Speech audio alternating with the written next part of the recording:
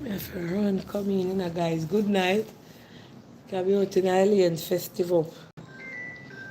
Hold on. Hello? Yeah. Like Norma, you are gonna talk and me I gonna call you back on this.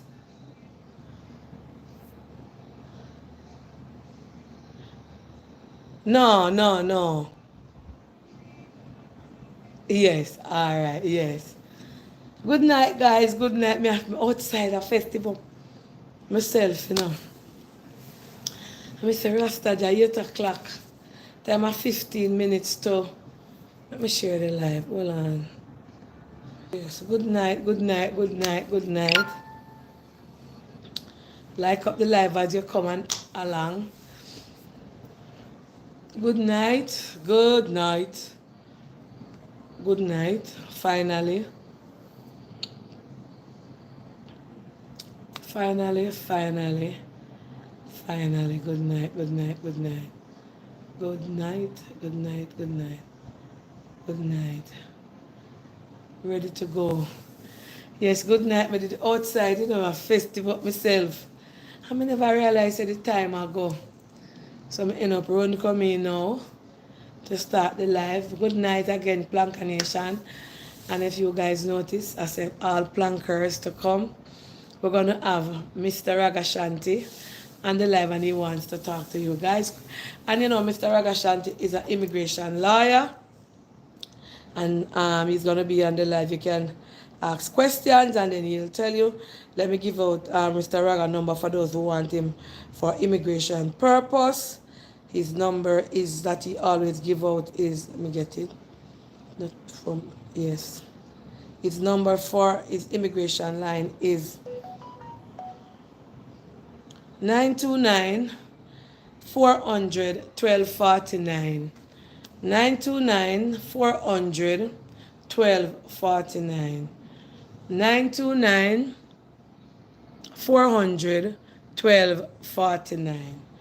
All right, and that is the number not to call on tonight, but to call for your immigration queries and stuff like that. And remember, it's a fee. It doesn't give out free information. All right, so it's 929 1249. Let me get the number right before my chat phone. 929 400 1249. All right. So happy Friday, guys. Welcome to Planka Boss and welcome to Donna Go channel. Yes, the Lane Festival, you know, I'm up here, so everybody out on a Friday night. But you know, work is work and chicken a jerk. And I was outside having a jolly good time. But it's Friday night. Oh, your life going. Mine is festive and nice, you know. Um, and I must say, by starting out the live, I want to thank all the Planka Nation for those who support my business, you know, support my cake business, and all those who come to buy stuff from Donna Little Veranda Boutique, all right? It's a Veranda Boutique. It's not a full store, but to God be the glory. And I got new stuff today. And thanks to all who come today and support Auntie Donna. You know, some of you coming tomorrow. And Auntie Donna now hold no price. No, I'm gonna stick out. If I'm gonna come on me there, I'm gonna take off something. I'm gonna go now.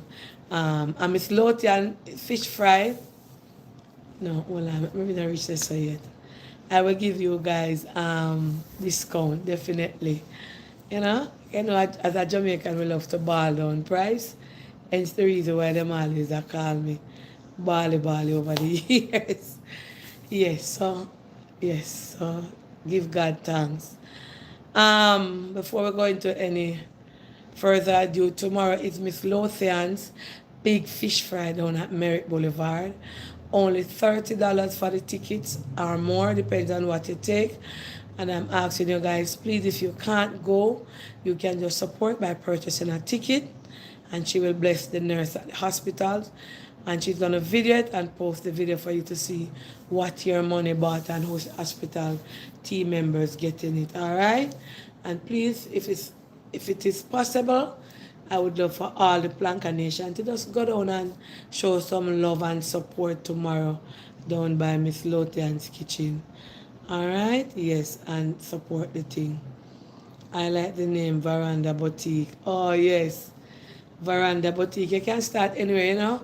Um about the name. Well, coming from somebody who used to go to Panama and Curacao and sell downtown as a Igla. I want to big up all of the Igla them tonight. You know when you sell things and you see a profit that come and you see things that sell, it's a sweet feeling. Any business at all you do, whether it's clothes business, whether it's shop business, whether it's car business, anything that you're doing, or and your money, your profit turning over, your things going, it's always sweet. And I want to encourage everybody tonight that it doesn't matter what you are selling. It's a Christmas season and everybody wants to make money. And money is not all, as Ramesh said this evening, money don't give you happiness. And that is a true thing, you know. Happiness comes from within, you know. Money can only buy you things that you want, but happiness comes from within. So it's the Christmas season. I want to encourage my Planka Nation people them that start something, do something before something do you. You know, if you're good at sorrel juice, make sorrel. If you're good at making bouquets, make bouquets. You can go to town and buy a dozen or 6 window curtain and you want juggle it, or you can buy some shower curtain. There's a lot of things downtown selling and it's a Christmas season. And one thing with Jamaica, Christmas always a keep. People not care where people forget money from when at Christmas time, them a buy. Money a send. Money a spend. People a get them partner draw. People are get them shift club. People are take out what they did put up and people just, it's a season of spending and it's a season of giving. And I am utilizing both seasons. Alright, so I want you guys to know. I may send go buy my buckle today. And I'm gonna do sorrel drink. You know, me always have my drink. So as I take off the false nails and have on my own nails. So I can do what I do. You understand? And so I want to do the same thing, no matter what you do. Utilize anything that is coming for the holiday season. If you're living out here and you know, say, all right, people will buy cushion. Only for place downtown and sell cushion. If you don't want to buy some carpet and go try with it. Flowers, love Jamaican people love flowers. You know? When at Christmas time, only for flowers, they could throw all different kind of things. Yeah? Alright, lock up. Yes. Whole heap of different things one can try. And then down at town I go festive. Always festive. Whole heap of things that sell in the wholesale. People want pepper light. One can buy like a Christmas decoration and turn over on the hand and take on the hand. Make fashion. One only want to know one make on money. And in order for you to have money, you have to invest and spend money to make money. You understand? If at Christmas time and the road busy, if you live in a ghetto like me, everybody out, you look out for some food or fry some chicken back or do something where you can make a money offer. And if you can't do those things, you can be a cake, do it. I always tell people, I started out. Remember, me not go to school. And when I look at it, I say, I get my own label them today. When I look how me certified now, you know, for make me homemade, you can call me back my unalive at all. Yeah. I'm certified now for go up at any supermarket shelf, and that to me is a big milestone. So me hopefully by the 1st of December every label ready. There's a lot of label me have to go print. So me I use out them 1 year. And it is a good feeling, guys, to see that nothing can stop you now. You understand? And for me, where I come from office attendant, since that we don't there, I will have vibes, you know, and I talk. And if you see me where I come from office attendant, when I say, Mr. Oh, them are people, I look at them, I care people, yeah. Where I come to you in this 1999. If you cake, lady, you're blessed, you know. Can get to this, you know. You know, people just come by one cake. Everybody I talk about the strawberry cake, and somebody I come from we are Portmore. We are Portmore lady I come from, well, she's not a lady, a girl. Port Endis around other side there. Them I come from, two of them. And then if you have a piece of cake and them say, I could drive go to Auntie Donna, so Karen, big up yourself. I could go to Auntie Donna on Friday night, yeah. Oh, that FIFA see. Because I'm not take me that left and Mountain View go we are Portmore for go Price Smart. You understand? So it is a good feeling, you know. It's just a wonderful feeling, and to see people support. You know, I feel like me have my dirty ways them in me, because I don't know, but me it take me more time, you know, I need to bear that, have that in mind, sometimes when me talk or sometimes when me say things, but God is good, you know, and to see people come out, if you come from so far, I say, where I come from? Port Endison. I say back road, she said, no, auntie. Yeah, we have to drive this, but at that area we're coming from, and we just feel for piece of your cake. And it's over IG, we see the video. First time they're buying cake, and we never have no tester for give them. So she said, all right, we're going to just cut the cake right now. And she cut it and she love it. And she also, you know, said she's going to come back and buy the cereal, because she never bring enough money. I mean, not accept, I don't have a card machine, you know. So that is a wonderful feeling, you know, to see. And of course, it's when you have the business and people can see your surrounding, your bakery where you have baker or wherever, and it clean and appealing to their eyes.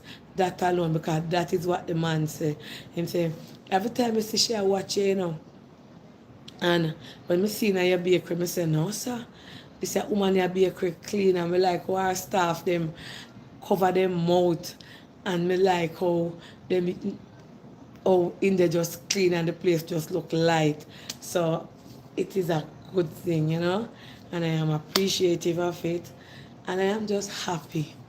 You know, the devil want come steal my joy and steal my happiness in this season. And you know, and I lay them and say, auntie, if you get used to them things here, you know. Every year, you know, notice every year you go through them backlash. Yeah. You're bigger than that now, man. We don't want to see a cuss on them something there. And same thing want to tell me this man, I same thing them I tell me in Eileen. So, you know, I remember saying me a human I made go and come. Well, thank you for the support. I really do appreciate it. Me there here today. And when me look in the evening, Sweet Jamaica send feel much more cake because the other them come in.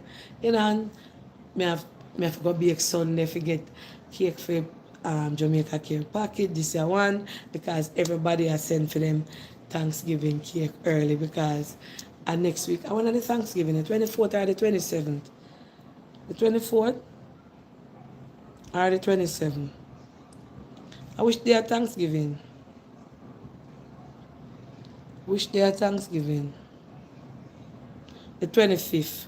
Alright, so the 28th, that is what kind of day. Because this today the 4th, today the 16th. So I literally like next week. The week here will come, we have the whole of the week here for send out. Any Thursday, alright, the whole of the week here, you know, the post office them and the mail place them full up on a Thanksgiving. So I basically I send out everything this week. Basically I send out everything this week from now to Friday. Because we don't want to wait till Monday week for people can get. I know a fruit cake and it having alcohol in it, so them alright. Alright? So yes. Anyway, guys, so tonight we have lawyer extraordinaire, Mr. Ragashanti, and he asked me today that if he can come on the live to speak. Thank you so much, Virginia Redborn. He asked if he can come on the live today to speak about immigration, you know. I don't know what he's going to talk about, but we are going to have him join us in a few minutes. Let me just set up something that's when him call him, you can hear the phone clearly. Yes, let me set the phone in a certain way. Let me put the phone near me so you can hear him. So he's going to be on the live, and Auntie Donna gonna take questions and ask him, but he's gonna come on. So don't um panic if you're in an immigration situation or position. Anything that you want to ask him, you can ask him. But even though you're not for panic, you have to be very careful and stuff like that. All right. And remember, Miss Lottie and fish fry tomorrow. Tomorrow. Yes, tomorrow at Merritt Boulevard. So, I'm go down early. You know, when fish fry are keep, you know what I mean? Like, me always like, I'll get the first batch of food. I don't know why. When the first set of fish fry, and when the first set of festival fry, and when the first set of jerk chicken do, and when the first set of jerk pork do, that when me always, when me I buy anything. Me don't know me like, be the first to eat out of the pan. So, I'm going to go down there early and support my sister, Miss Lotian. Alright? Yes. So, sorry, pink too. Yes, so wanna go and support tomorrow. Let me see the plank of them roll out. Me I gotta wait for watch it on the live. Alright? Alright. So that's it. Anyway, yeah, like up the live please and thank before the live get buzzy. 5600710. Now I should I put this right here so? Hold on. Should I put that this right here so? So yes. So I can have the phone right here so and put it on the speaker. Good night. So like up the live before. Give auntie 1,000 likes, please and thanks. Big up Dimes for the hair. Yes, very nice texture. Very nice. Two great people who is making studies. Our beautiful queen. Thank you. Yes, please like up the live, guys. Like up the live. I got somebody I said, oh, I'm gonna come back with labrish. Remember cake season, so I can't really have labrish. So when I come on, them say them want to me get back in on my topic, because them enjoy them something there. So remember I say a cake season, so sometimes like a cake season now, like next week I'm going to be extremely busy because the other them we have, it's going to take up enough of my time. So I'm not going to focus for I do no topic like calling and them something there.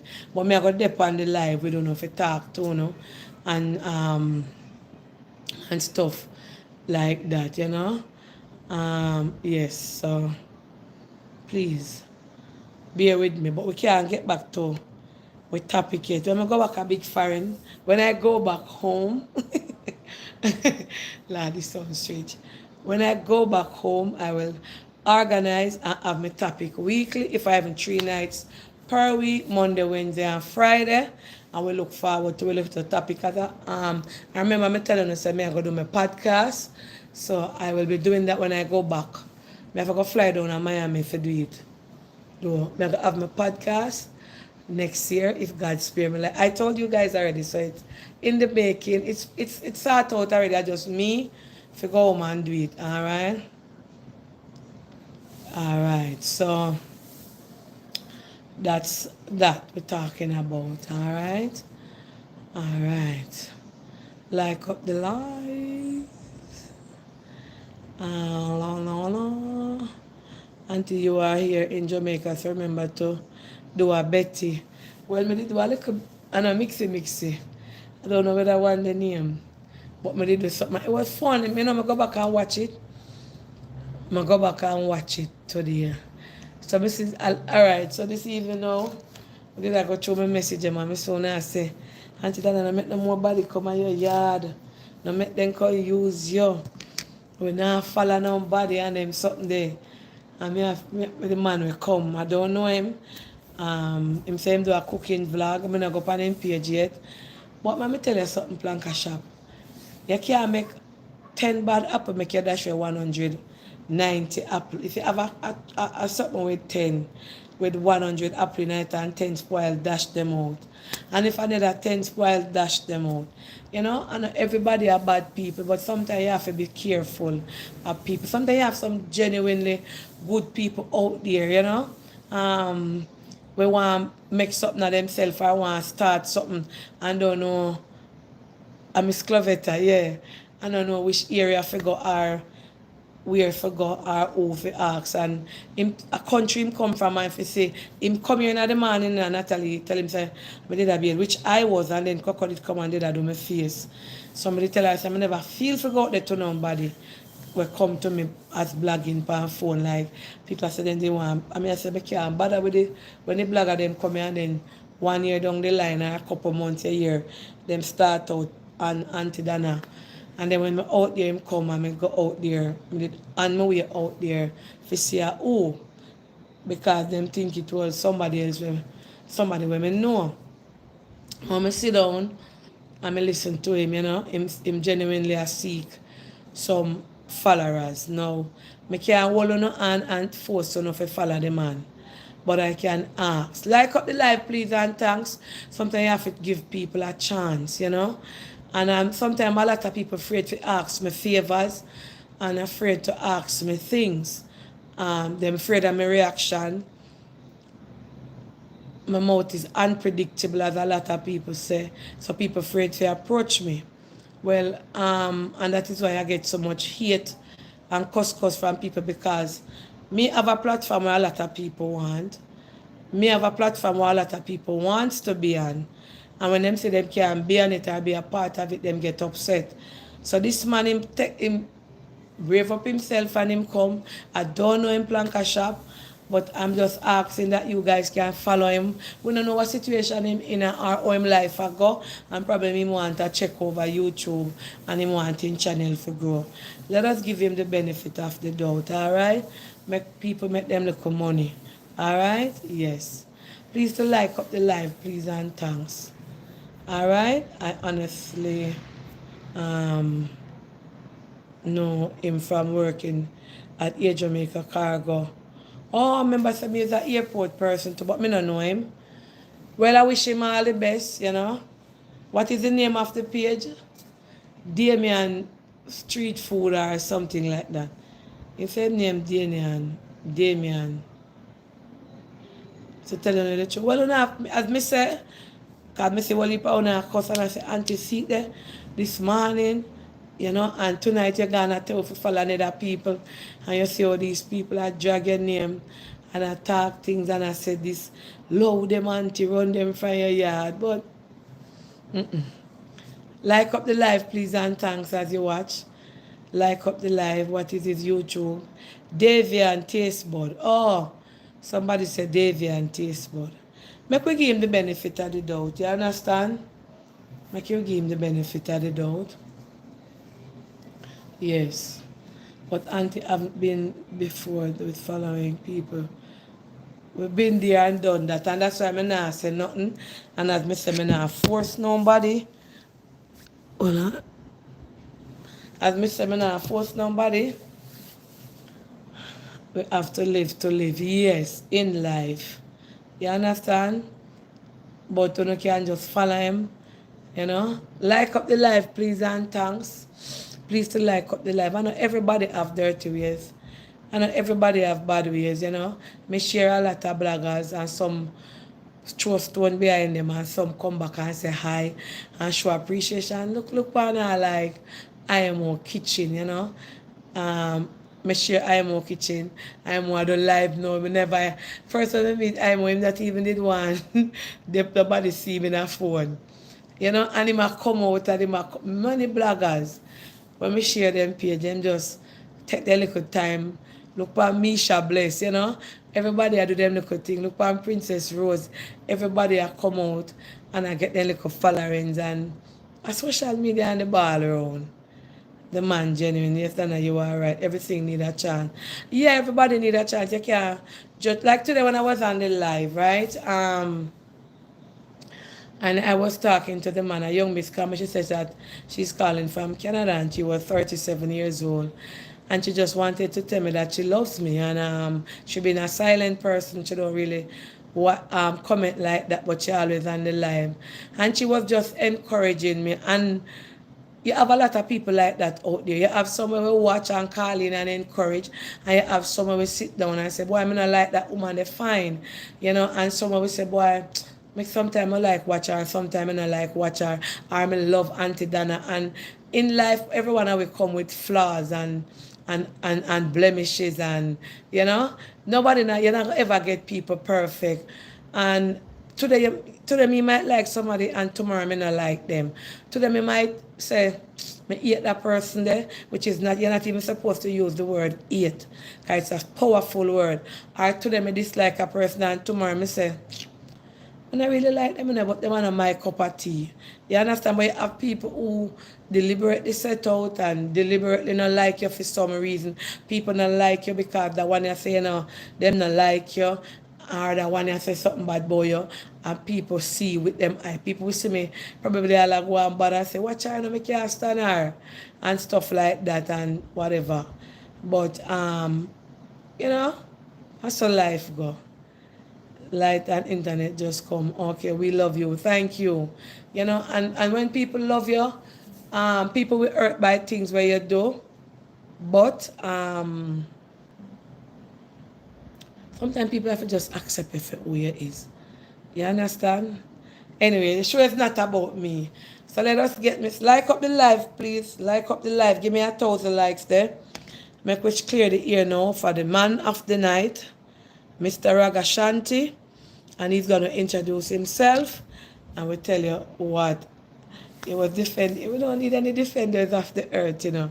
He's going to tell you what the topic is about and what he's going to be talking. But before we call him, please to like up the live. Yes, and Mr. Raga number, I'm going to give it out again for you to call him with your immigration. He's on TikTok. He's right over here on YouTube and he's on Facebook.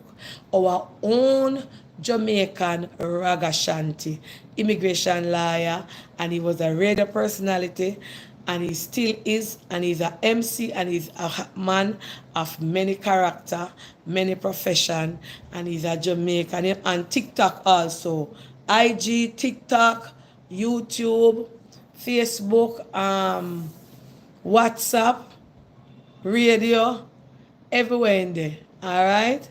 Yes, it is all purpose. Like up the live before we wait on Mr. Ragashanti. Thank you so much to everybody who subscribed to my channel, Planka Boss and DMG. Thank you guys so much. Tell a friend to tell a friend. Like, share, and subscribe to this channel. All right? And for all those who baking, I wish you guys a successful baking season. Do your best, you know, advertise your business, promote your business, and focus on your business. Like how me over here I focus on mine. And remember, what you put out there is what people will see. You understand? And what you portray yourself to be. And everybody are going to buy cake from me, you know. Some are going to despise me and not buy, and some are going to buy. You always are going to have your little customer them and your little niche out there in the market. First, I want to big up my soldier down in Kuwait. Kuwait. Lord, I remember the I want to say the something name, like their area. Like them that say, the gully side, or I don't remember. But these people been supporting me for years. Some of them leave, come back in America, but some still down there, and new one come on. So big up on yourself for the group, for the, what you call it, WhatsApp something, on my phone today. The base, yeah. I don't remember the name of the base. But big up on yourself for the little motivational call today. Sweet Jamaica is going to come for the cakes Monday, because me I going to be Sunday night. So Sweet Jamaica come for them earlier morning, because when I'm America now, I got have no Thanksgiving celebration down there. So be safe and big up on yourself. And to everybody who support me, big up on yourself. Alright? So let us call Mr. We get 1,000 likes now, man. Planka Shop do better than that, man. I wanna go on with. Do better than that. So we're calling Mr. Ragashanti on the live right now. Please to like up the live, guys. All right, like up the live. Good night, Mr. Ragashanti. Good night, Blanca Queen. Good night, good night, sir. Welcome to Donna platform. Introduce yourself and we get the ball rolling. The court is yours. My name is Kingsley Ragashanti Stewart. I'm here in the capacity of a U.S. immigration lawyer tonight to answer your questions briefly. No long something. We just answer the question in quick and brief. Okay? Take it over, Miss Blanca Queen. Okay, before we start, Mr. Raga, is there anything that you want to highlight them about, as you said this even before we start the program? Well, again, we're on the threshold of some unprecedented happenings, and indications of the United States, its political structure, its social structure, and everything is slated to undergo some dramatic changes under the incoming administration. Under those changes, also would be some significant adjustment in the immigration climate in the country. And to be specific, they have promised that they're going to, as the man said, is going to be a massive deportation of undocumented people. And he said this is the biggest that in the history of the United States that we're going to see. On occasions, he has made statements that I never really followed through with it fully. But this one, it was central to his campaign, and it's a big deal out there for his constituency. And I happen to think that he feels strongly about it too, and there are people in his cabinet who feel very strongly about it too, in particular the people that he have made in charge of this. So I think they're going to follow through. Are they going to follow through to the point in terms of sweeping up every undocumented person out there? Operationally, that is fairly impossible. But while that is the case, we also do believe that indeed it would be, we're going to see deportations in unprecedented numbers, very, very, very high. Again, in order to fulfill this campaign promise, they have even started organizing massive facilities near big cities. Thus far, they're doing so in what is referred to as blue state. They even specifically made the statement that they're going to have to get a lot more people on the team in terms of ICE, for New York City. That's what they said. They specifically said that. Also, they said they're going to restart family deportations. And what they mean by that is, if, say, example, you have an undocumented person who have children who are born here and they're a U.S. citizen, basically they're saying, or if you have an elderly who is U.S. citizen, and but you have, children of the elderly who are undocumented, what they're saying is that the U.S. citizen is not going to save the undocumented person. So if you have a situation where they're saying, but listen, who's going to take care of the children? She has 2 kids, and one is 8, one is 9, and one is 12. What they're saying is, we're going to deport everybody, the parents and the children. And they're very clear about that. So they were doing it before. We also hear some other things, and but I'm not here to give you a lecture on it, except to say that if you are in a position where you can help yourself by, getting somebody to file for you or so forth, or if you think you're in a position where you can self-file, right, self-petition, as in U visa, T visa, VAWA. I'll explain those if anybody want me to do so. Specifically, if you were trafficked sexually, if somebody forced you to sell your body in any way or anything like that, you can get a T visa towards a green card. If somebody is working you, have you working at a restaurant and pay you, or a slave you out and basically I threaten you and tell you say, you have to take the money there, take no money, or else them I go tell immigration point. That's an instance where, for example, the U visa can be helpful. If you married somebody and them a beat you up and all these things and abuse you, and it don't have to be physical, the abuse can be it have to have evidentiary support. It can't be like, oh, him not like me and him push me or something. That not work. It have to be sustained, continuous abuse, I think.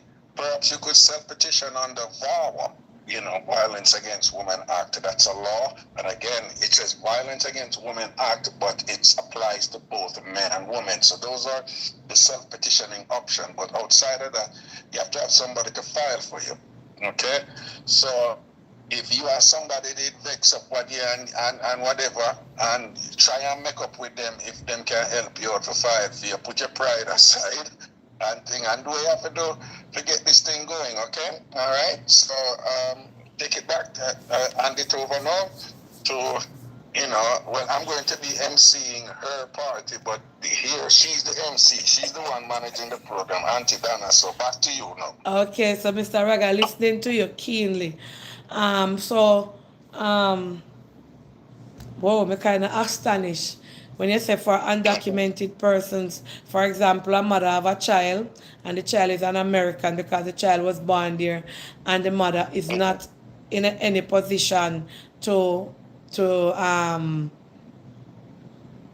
to the mother is illegal, right? Or the child don't save the mother from being deported. Exactly. That's what they say. So they Okay. have no problem, deporting the entire family. Okay, let me ask you something, Mr. Ragashanti. So on social media, I was looking at a particular page and I saw somebody on a page saying something about another person that they are going to report them to ICE and immigration. For example, somebody who is on a asylum case and they have a child in America and they got the permit and this social number. Can another person report them now that the law changed or Mr. Trump gonna change up the law and that person has a child in America? Can somebody report them and they get deported based on reporting them and they don't have their asylum case number and their social number and their work permit and a child born there, can they be deported? Yes, they can be deported. And it happens all the time. People report people. And, I'm sorry, but what the era we're going into right now is I am more the bearer of bad news here, when it comes to those things. And of course, there's good news if you can figure out some way to fight for yourself. But what you just described, it happens all the time, been happening. Now, very often, reports make people report people all the time, and they have to commit resources to pursue individual cases. Now, very often they don't do that. But we're going to get into a new dispensation where I think they're going to do that even more. They're going to pursue those even more, even though, in my best estimate, it's going to be more big rates that they're going Please after. do not, hold on a second. Please do not put anybody name in the comment section. Else me I go make you cannot comment.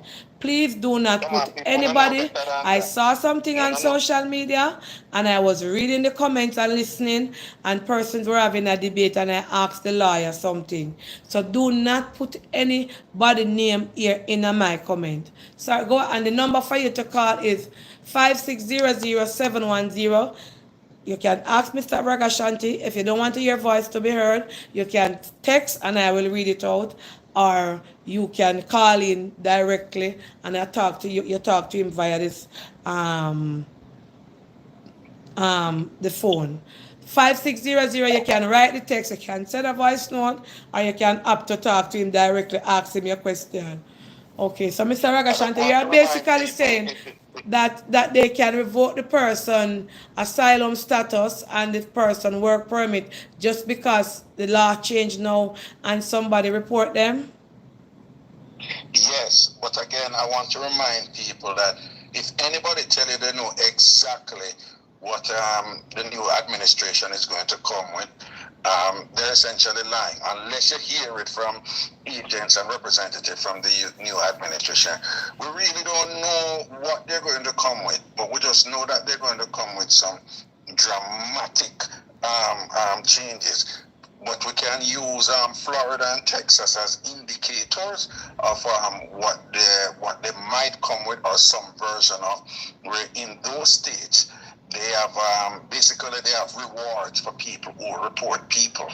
So I don't know if they're going to implement that on a federal level, but here's another part where I go, you know, and I want to listen me very careful because I go fix up my word. A lot of our people supported a certain side. A lot of our people, for different reasons, are very upset with what they call the migrant crisis, and they too feel strongly about people coming in across the border and all of that. So a lot of our people, so what I mean by that is people who they around you. People who you don't never think say who they around you. Feel very strong about this. So I would suggest that don't expect those people to be supportive of you. So you have to be strategic and know your move, because who they around you, a lot of them support certain things that is perhaps not in the best interest of helping people who are undocumented. So what you're basically saying, Mr. Raga, in my terms, if I'm correct, are you saying that in the future they're going to be paying persons to report persons who they think or have evidence of being illegal in America? It's going to come with that stipulation soon. No, I am not saying that. I'm just saying that those conditions exist under law in Texas, for example. So I'm saying that I wouldn't be surprised if they bring it to other states. Something similar, on the federal level, because that exists on the state level. So I wouldn't be surprised if they come with something that that will basically say to the public, like, we need your help, point them out to identify them or whatever, we'll come for them or whatever. And whether or not they're going to reward it, I don't know. But so what that climate, that element would definitely be there. So what Mr. Raga is basically saying, there are certain states in America where they pay persons to identify illegal immigrants there. But he doesn't know if in the coming changes of the new president, if they will make it mandatory for each state to legalize it now, so persons can report persons who they know are illegal. So you wouldn't be surprised if it moved from Texas and whatever state it is at now and come to New York, Florida, where anybody at all know of anybody, because they want to clean up America, who they know come there illegally, and they want to get them out. They will start paying people, and then when they start paying people, people want money, and people are going to start talk and say, that one year this and that one year, so may I get rid of you, may I go report you. That is what it might come down to, and it's not a guarantee.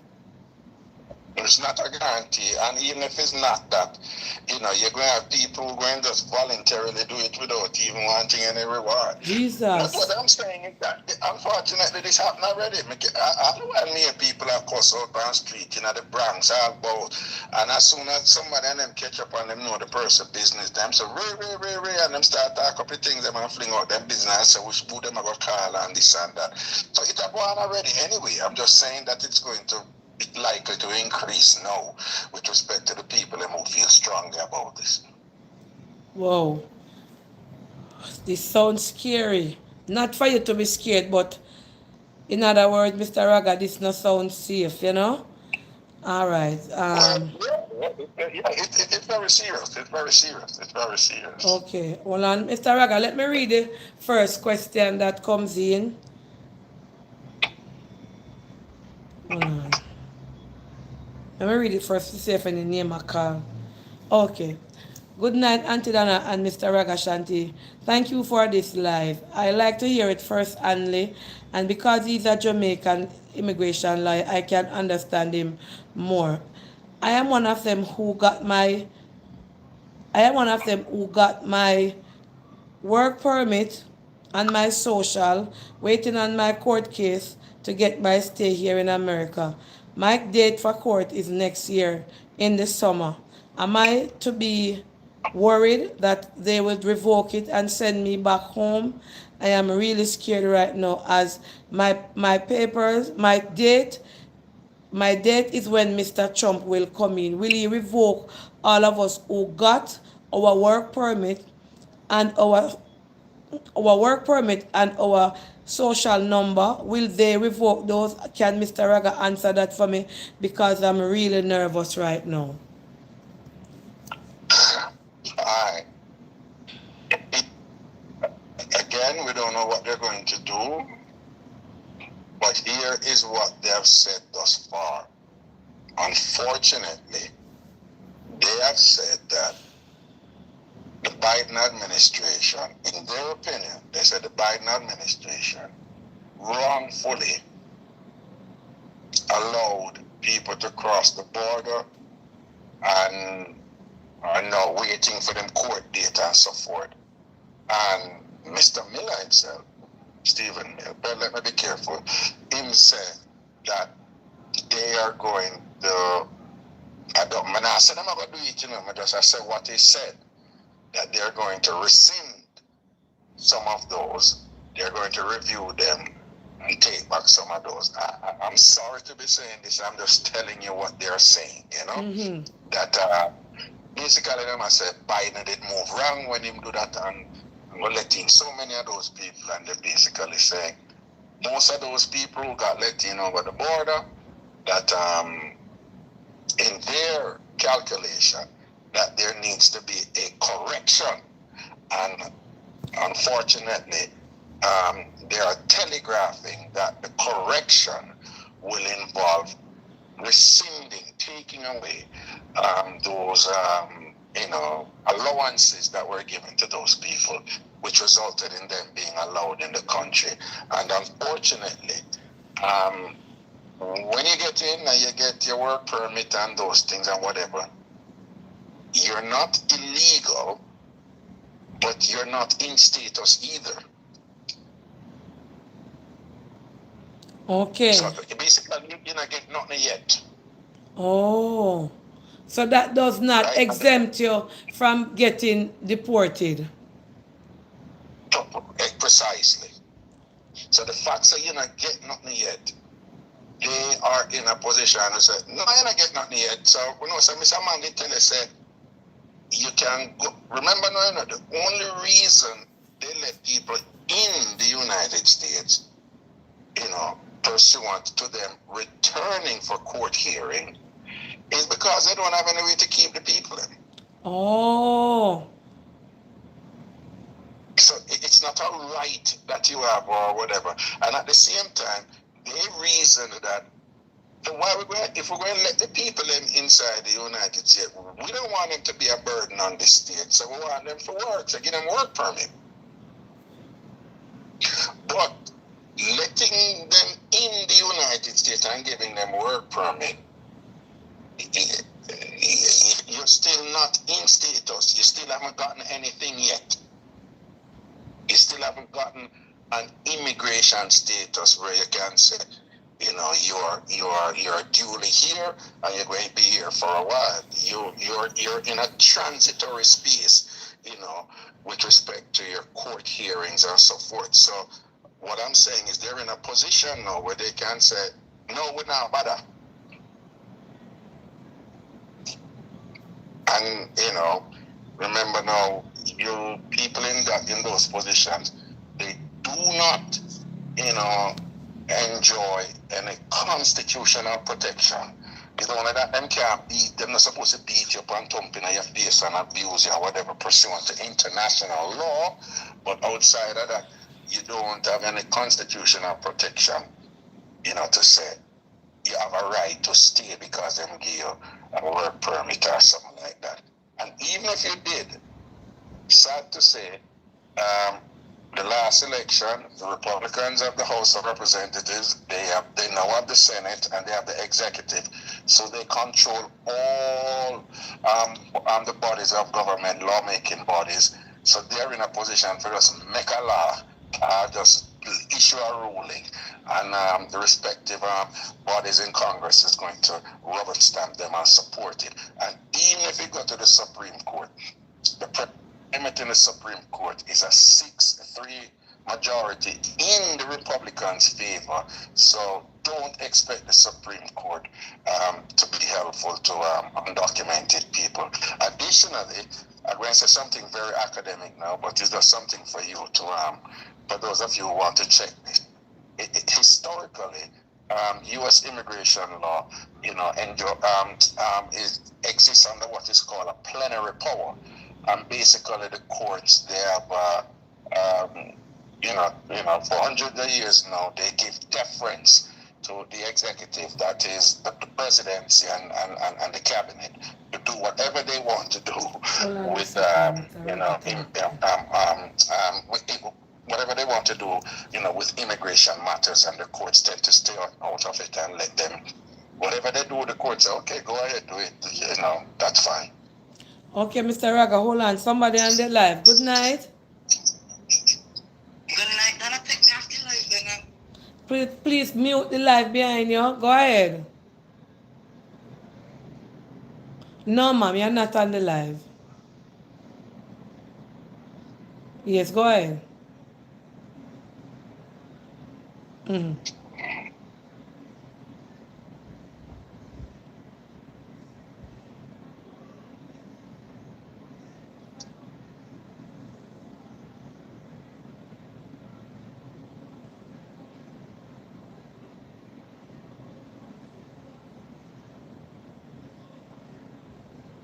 Okay. You want to know if Trump is gonna take away your because you avoid there on a visa, but you had a visa at the time. Okay, let me put it out to him. Okay, but you are not there now. All right. So you want to know if they're going to take away your daughter's citizenship, right? I don't think so, but let me ask him. All right, go and listen back now. Okay. So, Mr. Raga, this lady, she went to America on a visa, and she was pregnant at the time. She had her daughter there, and the daughter is a U.S. citizenship, but she is not a citizen of America. She has a visa from another country, Caribbean country. I won't state it with Jamaica. She wants to know if her child's citizenship will be revoked because she had the child there on a visa. Is there something like that can happen? She's a bit worried. But the child is still there now, but she is not there, and she's not an American citizen. Okay. Okay, she's not there. No, but the child is there. She wants to know if they're going to send home back her child. All right. I'm going to answer this in two parts. The first part is, anybody asking any question, phrase it and say, what do you think? Don't say, is Trump going to? I don't know what Trump is going to do. I have no idea, and I'm not qualified to speak on that. Yes. And I wouldn't be presumptuous to do that. So don't phrase it. In fact, I don't want us to get in any discussion about what Trump is going to do, because what I want people to do is exercise appropriate care now, even in your language, so that you don't put yourself on the radar screen where people will start targeting you and go call people about you. And say you hear your voice. That's why if they don't have to call in with their voice, they can message me and I will read it. Please be careful, because this is America, and people will catch on a voice and say, then Donna, she not no papers on there. Me I go report. You understand? So please bear in mind that this is a public platform, and you choose to call in, and I would rather you, if you are not afraid to ask, you can type the question and I will read it to Mr. Raga. Right. And what I'm saying, I want to categorically state that I am here to answer your immigration questions, but I want to categorically state that I am patently unqualified and totally ignorant about who is going to do. So don't even call certain people name because I don't know what am I gonna do, and I wouldn't be presumptuous enough to think so me know what am I gonna do or anything like that. So that's the first thing. The second thing is that that has been a huge concern of them. In fact, they're very angry about that, about people coming from other countries just to give birth to their children here. Right? It's called birth tourism. Right? And it happens in other countries, but I just want you to know that that is on the table for them. They want to put a stop to that. Already, right here, if when women come in and they hide their pregnancy and stuff like that, someone don't know. They've been turning back people and banning them from even coming back to the United States ever. There have been women for visa, for persons who come and have a child on a visa. On a visa and go back and thing, and they've been banning them permanently. And even when them get in and do it, by the time them come back and thing and whatever, and them say, oh wait, you had this child here when you were visiting. If you can't give them a good argument, they've been banning the parents permanently, banning them permanently from coming to the United States. Okay, so I just want you to know that that is a big issue for them. Further to that, they want to do away with what is called birthright citizenship. Whether or not they can do that, I don't know, because that is enshrined in the U.S. Constitution. So I don't know if they'd be successful enough to do that, but they do want to get rid of that, which is that if you're born in the United States, you're automatically a citizen. But what the version that they want to do, what they're arguing is that, no, we don't want to get rid of birthright citizenship. We just want a situation where children born to undocumented people not be given citizenship. So that is on the table for them, and they're going to actively pursue that. Okay, Mr. Raga. Whether or not they're grandfather in people, the ones before, I am not qualified to answer that, but I know that they want to implement that, the way forward. Okay, next question. By the way, let me just quickly say, if you have any filing or anything to do and you want to contact me, let me give you the number now. You're going to send me a text, right? If you want me to do work for you, immigration, work for you, immigration, work for you. So I work. And the number is 929-400-1249. 929-400-1249. You will send me a text.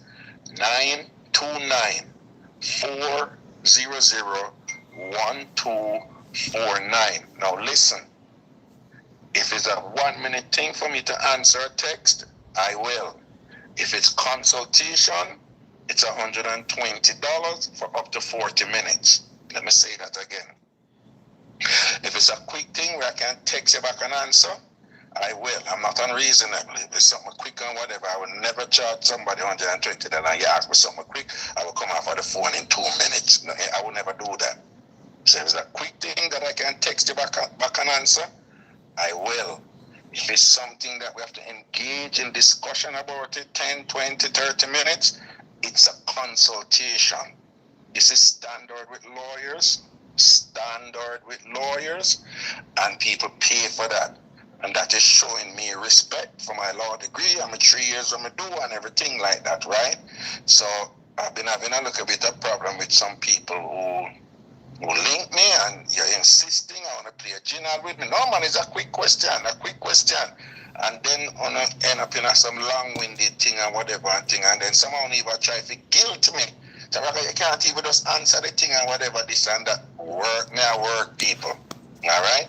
929-400-1249. Send me a text, about the work you want me to do for you. 929-400-1249. 1249. And if you want to talk to him about it in a consultation first, it's $120 that you'll pay through Zelle to the same number. Okay, Donna, you can continue. Okay, Mr. Raga, another one here. Good night. I have a situation going on while in the process of filing for my mom and brother. My mom made my brother come to America on his visiting visa and overstay. I am currently back and forth with an immigration attorney about both of them. But what I understand is I can only do a I-130 for my mom and not my brother since he's 15 and over stayed. Now he's currently not with me but he's with his other siblings who came through the border. I spoke to a friend of mine who is in upstate New York who agrees to take him in till I'm back on my next year. I was told that I have my brother apply for a dependency status when he gets approved to come back to them and to do a SIJS, Special Immigration Juvenile Status. Because if I was to do a sibling to sibling, it would take longer that be it would take longer than it would for filing for my mom.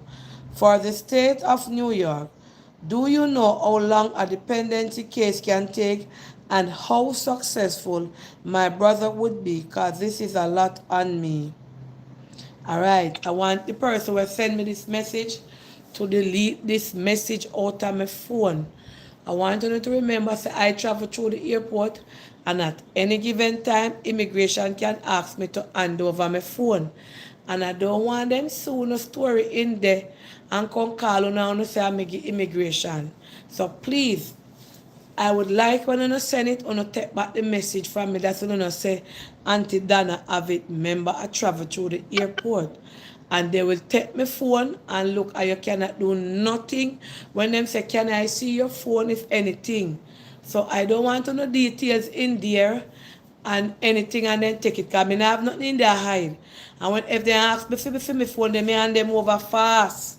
So I am just saying, please when you send this type of message pertaining words or Trump take over now and immigration status I go get sticky, delete to the message back.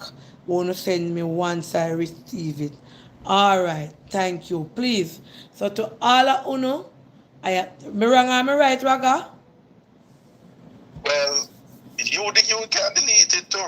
Make them delete it. That's text you know, yes, I may get it over. So me ask them to delete it from my phone so them sure say delete. Alright? No, but them can't delete it from your phone. Yeah, man, the WhatsApp set up that way they know. Unless them do that's something they way in a WhatsApp where it delete after. Well, the lady won't just delete. Alright. Alright. With respect to her question with the special juvenile immigrant status, it is a provision for children who are not citizens. All right. Somebody said every time I come to the airport, I land up in Homeland Security, never been to jail, and they aren't giving me a reason why. Okay, are you an American citizen? Donna, are you a Jamaican? Donna, you're gone past something else a while ago. I never addressed the first one. Oh, okay. Well, let me take out back my advice out of this. Okay, sorry about that. Go ahead. Yeah, this special immigrant juvenile status. There's a lot that can be said about that, but it have to be that the child was abused by a parent and neglected, and the child basically have to be like the child abandoned and nothing better for the child. So what she described wouldn't qualify.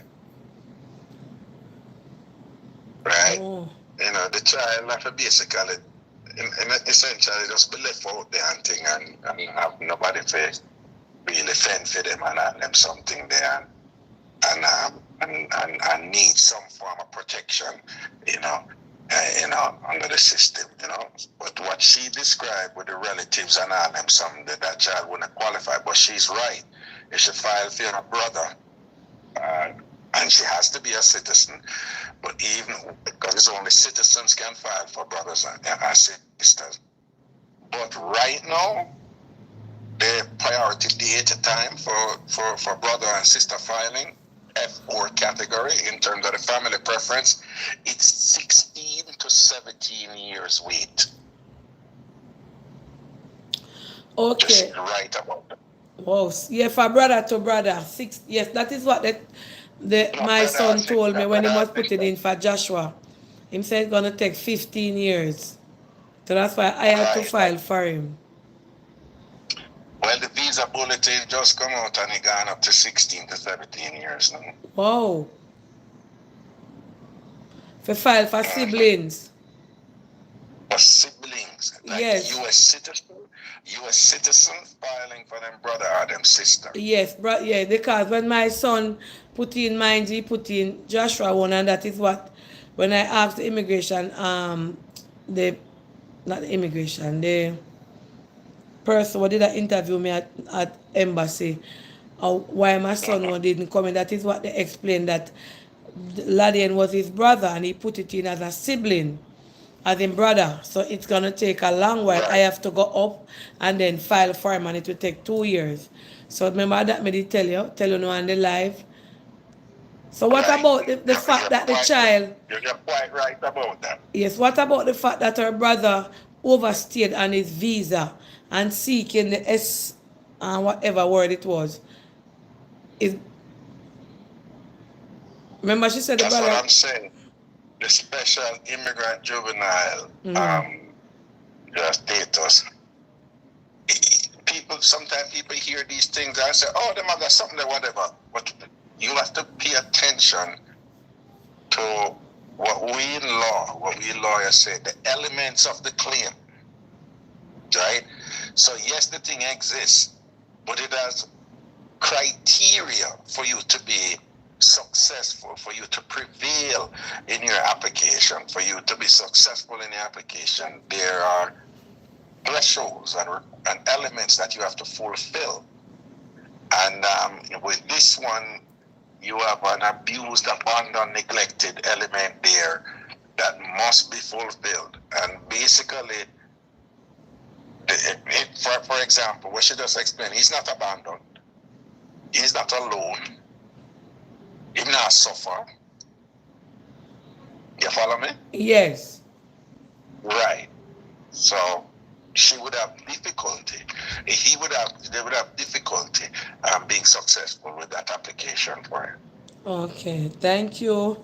Let me read the next one. Then afraid for calling. Somebody said me never me is a blogger and I have talk show. Nothing on my phone. I'm afraid to give immigration my phone. So me not afraid. Me just I tell uno who send the message.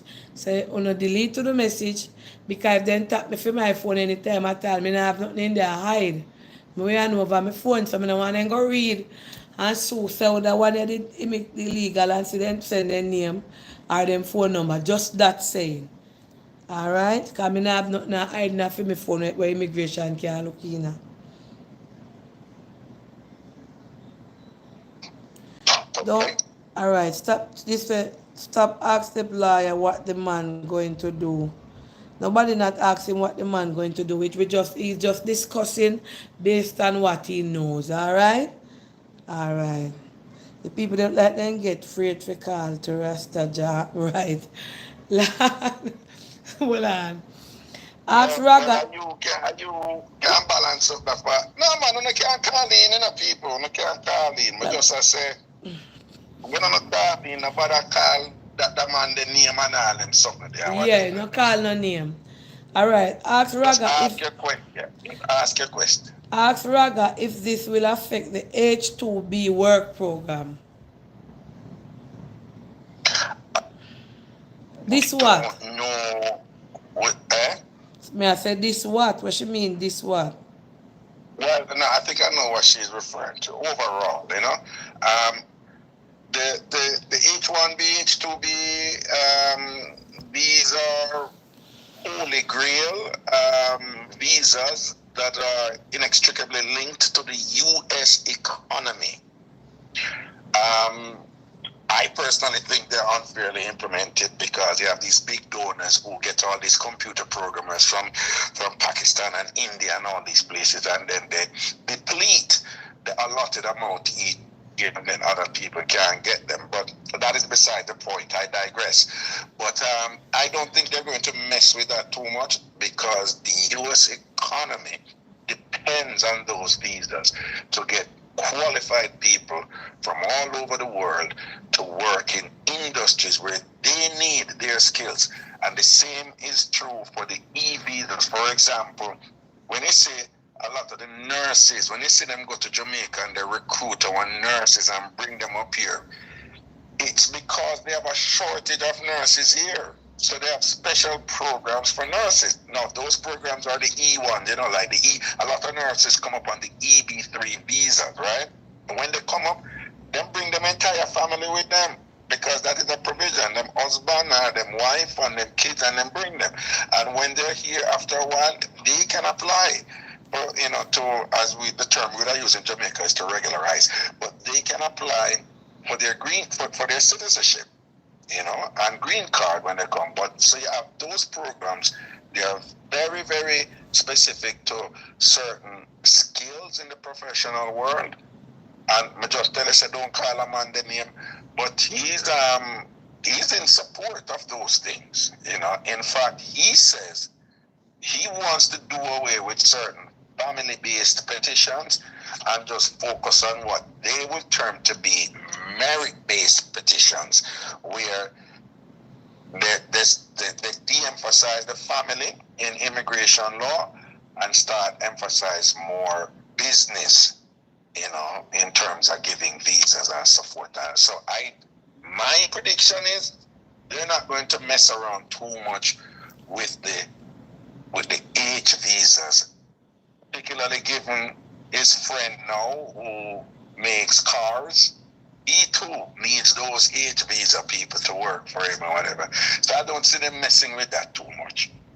Okay. Auntie asks, how long is it for a Q person to stay overseas on them visa traveling for the first time? What is a Q person? In general, you have different visas and they're all designated with letters. But just understand this. In general, when you get a visa, even if them say you can stay up to 6 months, don't stay 6 months, right? Don't stay 6 months, right? Unless you're in a program where say is a 6-month program, then them know. But particularly the B1, B2 visitors visa people, and them say, oh, you can stay up to 6 months. In general, if you're just visiting, they expect you to stay 3 weeks to a month. However, if you stay 3-4 months one time, you may make that pass. But if you do it again, and you just happen to book upon that person who is just delving a little deeper in your record, you can get knocked.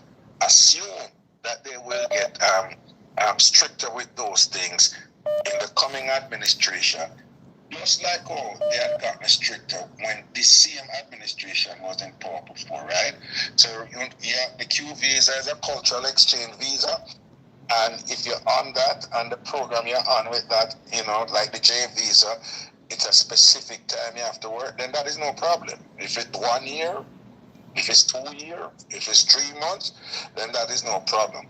But in general, just, whatever time them tell you say you can't stay by a visa, if it's the visitor's visa in particular, don't stay all that time, as much as you can. And we know where some people come up and them do so, and eat a little food aside, whatever, this and that. I'm just saying they're going to get stricter with these things, so keep that in mind. And again, my number for you to send a text to me to do immigration work for you, 929 400 1249. 929 400 1249. 929 400 1249. Send me a text. Okay, next question. Okay, good night, Auntie Donna. I have a friend. She was brought illegally from Mexico. Has a child. She is now 30 years old and now only has a work permit that she pays to renew. She wants to know if this would affect her or if there is anything that she could do to get a green card. Again, I don't know what they're going to do with that. I don't know the nature of her case, why it's ongoing, and and there's not a resolution there. And respectfully, I don't do litigation. Right, I do filings and everything like that, but I don't do litigation. And litigation means, you know, fighting of your client in court and so forth, and thing, representing somebody in a legal matter, right? So I don't go to court. Me, I'm bother with it. So I don't do motions. I don't do interrogatories. I don't do discoveries. And for those of you who are familiar with some of the processes in litigation, I don't do those. But you have lawyers out there who that's their specific, that's their areas of those are the areas of expertise. You have asylum refugee lawyers, that's all they do, and so forth. So the law profession are people focus in their respective areas, the same. I am not an expert in that area, so I am unqualified to speak on that. So I would suggest she talk to a lawyer who is an asylum lawyer, a refugee lawyer, and that them know the ins and outs with them something there. Okay, Auntie, can you please ask Raga if you are Canadian born with a green card that you received during COVID but never actually moved to the USA? Can you still visit the USA and keep your green card? It was a spousal sponsorship, but the couple is going through a separation and hoping to work on their marriage, and they will eventually move in together at a later date. Hold on, Donna. Are they saying that the person had the green card but never use it? Auntie, can you please ask Raga if you are Canadian born with a green card that you received during COVID but never actually moved to the US? Can you still visit the US and keep your green card? Well, we certainly can visit the US easily as a Canadian. It was a So that spousal sponsorship. hold on. So the person certainly can visit the US easily as a Canadian citizen. With respect to the whole thing about whether or not they can keep the green card, if you don't use a green card over a year, it expires. Right? It's not like the olden days before 9/11 where they never tracked everything yet. They track it now, right? So it can expire, but you do have some options, some SB1 options and so forth. If you have a credible explanation, to say you want to reinstate your green card, and you do have options to do that. Okay. If it expired. Okay, good night, Auntie. Please ask Raga if you find someone to marry, will that help you in any way before the time come for the law to change? Definitely. That is the most sacred and hard to mess with provision under immigration law. Even the Republicans, I'm going to have difficulty for trouble that one day. To first if them I try to get rid of it. Well, let me be careful here. The one area where it's going to be hard for them to mess with is marriage visa. If you get married and you get your green card for that. However, it is also the most scrutinized family-based application for obvious reason. They won't. So if somebody say I'm a U.S. citizen, I'm filing for my mother. That is easy to determine if I really am mother. So them not really pressure that when you do the I-130. But clearly, they know what's going on with the marriage part. So even though it's the most secret one for you to get through, I remember you have the K visa under that too, the fiance visa. I mean, you're familiar with it with that popular show and thing like that. But it is also the one where you have to know what you're doing. I can't tell you how important it is, you know, if you're married and you have your spouse apply for you. Your people who them thing legit, Auntie Donna. Legit, them not growing anything. But them just go out it the wrong way. I know people who know one another and in love and thing and get married and still never send in the required thing for proof, say their marriage legit. And they must say, but we not the only thing, we know a long time, the two know one another long time, we have do so. And I'm like, no, you still have to send in the right thing, then you give them proof. Right? They don't know you, the two don't know themselves. Yeah. Right? So you have to know what you have to do with that something there, right?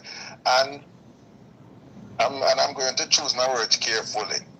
So I'm going to listen very careful now. Say you have an application, based on marriage. You adjust status or, somebody filed for you based on marriage. I say you just meet the person right there and things like that, right? It's a game. We have to know if to play the game. And some people don't know the rules, and it's a game. And there are some rules there that stated clearly, and there are some rules that are unspoken. Right? All right, so that's all I'm never say. All right. Auntie, please ask him if you are married to an American citizen and he's giving you a hard time to don't file the I-130 petition. What next can you do? He's nowhere around anymore. You can't locate him.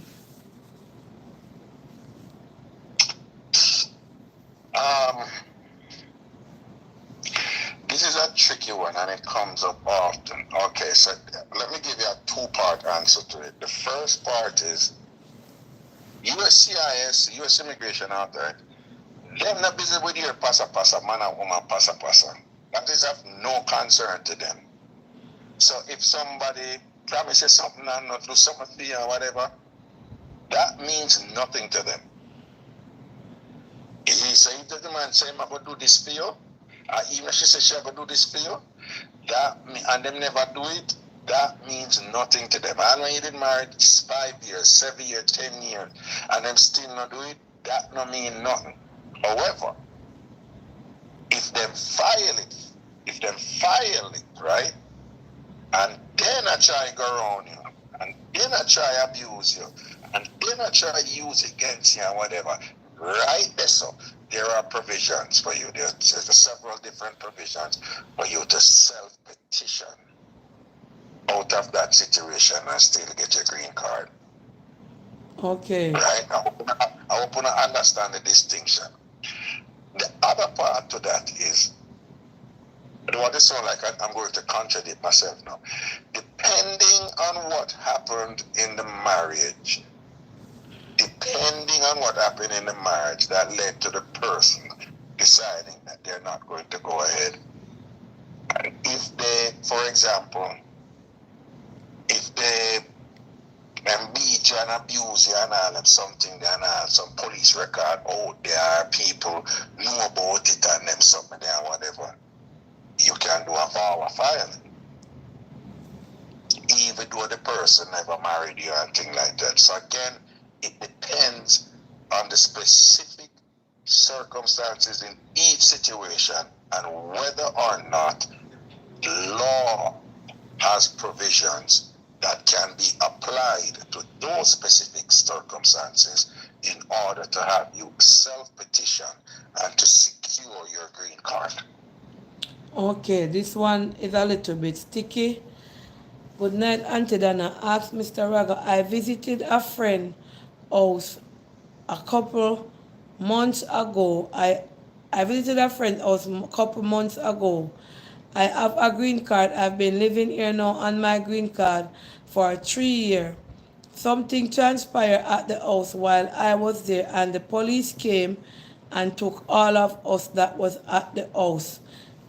I am not affiliated with anything or know anything that goes on at that house. I was only there to visit a friend. When they came, they found drugs and they locked up all of us. I have been going to court now for a couple months and it keeps putting off. When I went there last month, one of the lawyers who was representing me tell me that they want to deport all of us who was in that house and send those who are Americans to prison. Auntie Donna, I am not guilty of anything. How can I clear my name? I don't know. All right. I mean, I got people here. When I was in law school, they had an area and even courses there that's called cremigation. Cremigation. And it's an intersection between criminal law and immigration law. And what I'm hearing right here now, this is a prime case for somebody who's an expert in that type of litigation. What I will say to the person who sent this in, at present, anything to do with drugs, according to immigration law, anything to do with somebody involving drugs is generally worse than if you kill somebody. Jesus. And let me give it to you plain.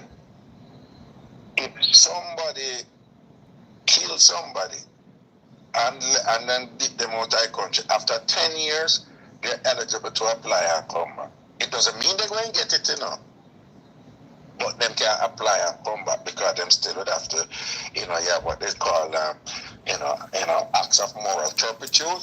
So it may still work against you, but the point I'm making, that person can still come back. If you are convicted of trafficking drugs, you never kill nobody, you're convicted of trafficking ganja. It's a permanent ban. So I would For the say person, green card can be taken away. yes, man. But so I would say to this person, as much as you can, do not let that any conviction come upon you with drugs, related to drugs. Because I don't know the details of the case, but if the prosecutor said that to you, it means that the prosecutor is in a position where the prosecutor not like none of no, and think say everybody forget to go to the gallows, everybody forget punished based on whatever is occurring in that matter. In other words, the prosecution not getting a cooperation from nobody at the prosecution. I think everybody a tell liar or whatever, I think like that. In other words, clearly the prosecutor is not of the understanding like, wait a second, these two people never have anything to do with it, right? Clearly the prosecutor not think that way. I don't know the details of this, and again, this is a in-court litigation matter that you're quite right will have can have some sort of impact on your status here, in terms of your immigration status here. So you want to do your best to come out of this one as pristine as is possible in order to secure your immigration status here and remain legal here. Yes, okay. All right, that one sounds serious. Oh. Auntie, please ask Raga to explain the public charge rule and ask him if he thinks that rule will return with the change in administration. I don't, public charge rule, what is that? Basically, if you, in general, the U.S. government don't want to grant anybody a stay here if them going to be a burden on the state. Mm-hmm. And such is the case that if somebody is taking welfare and them something that depend on the government for this and that for years now or for how long, and then want to adjust them status or to do something like that. In other words, the person is a public charge. They're a charge on the public's purse. Oh. They're not going to approve them. That is a standard rule. That never change. Okay. What about if the person is illegal and someone is willing to help before the government change? Can they get married now and put in the paperwork before January? Will that be enough? That no, if you get married and you put in the paperwork, you will be enjoying some protection rather than not having any paperwork, not having any filing in. And if you get married now, that's the best thing you can do. If you get married right now and put in your paperwork, it's the best thing you can do for protect yourself. And let me be clear. The problem, if you're undocumented, you're undocumented. No matter where you're there, if you're coming, me hear a man say a thing like, me hear a man, him a bun out the people that who cross the border, When me say him a bun them out.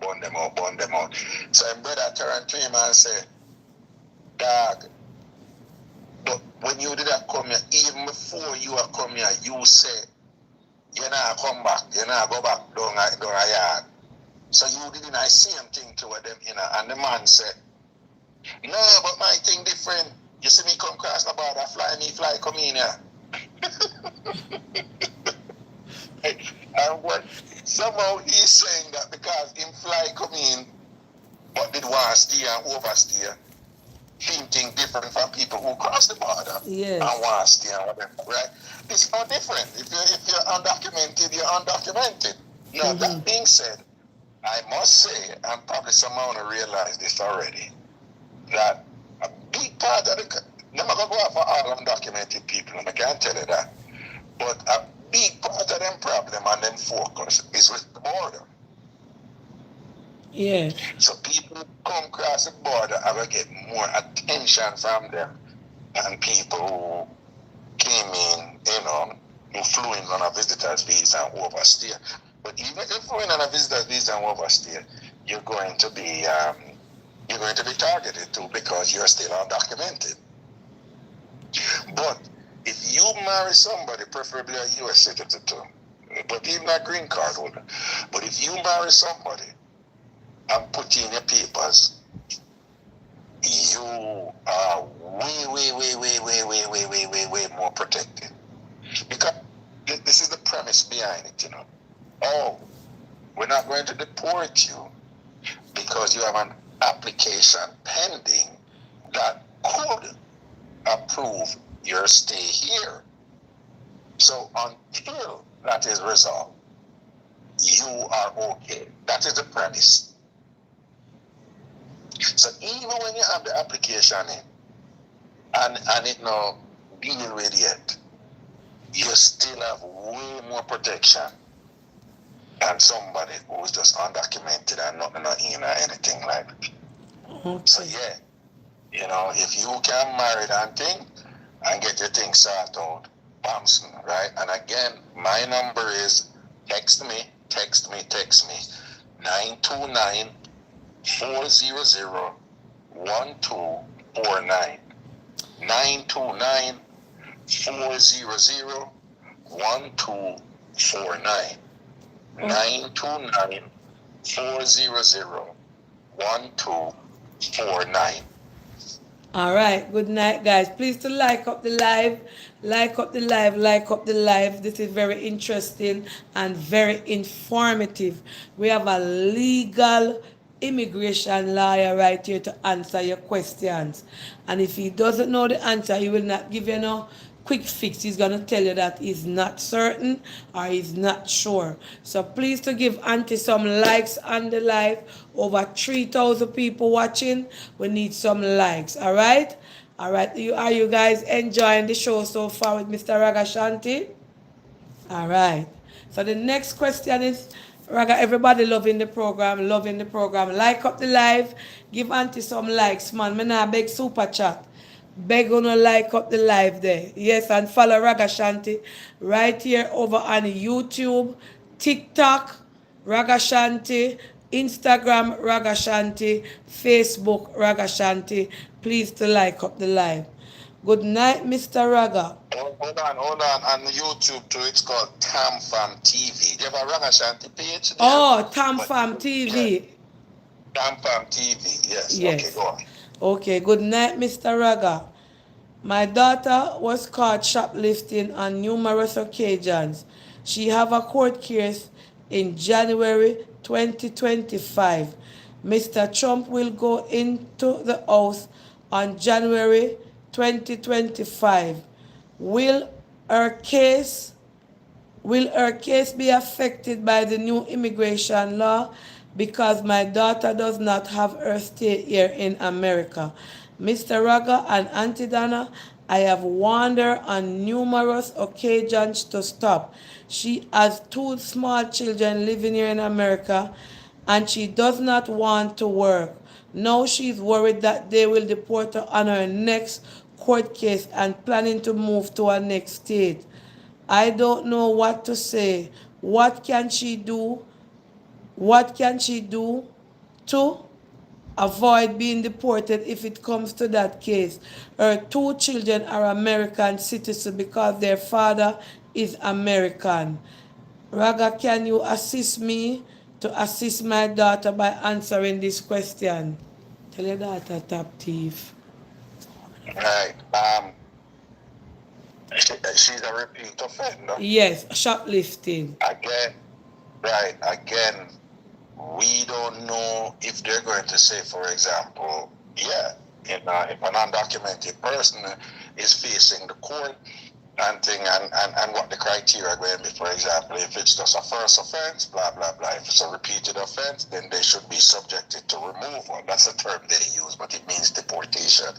They should be subjected to removal. She's in a vulnerable position because were she in, certain states, she'd have probably gone already because certain states. She have two American kids. Her two children them born in America for American. You remember what I said earlier? Your citizen children will not save you. They already stated, the Mr. Man in the CBS interview, him saying instances when they identify somebody who is undocumented, and if they have citizen children, they're going to deport the entire family.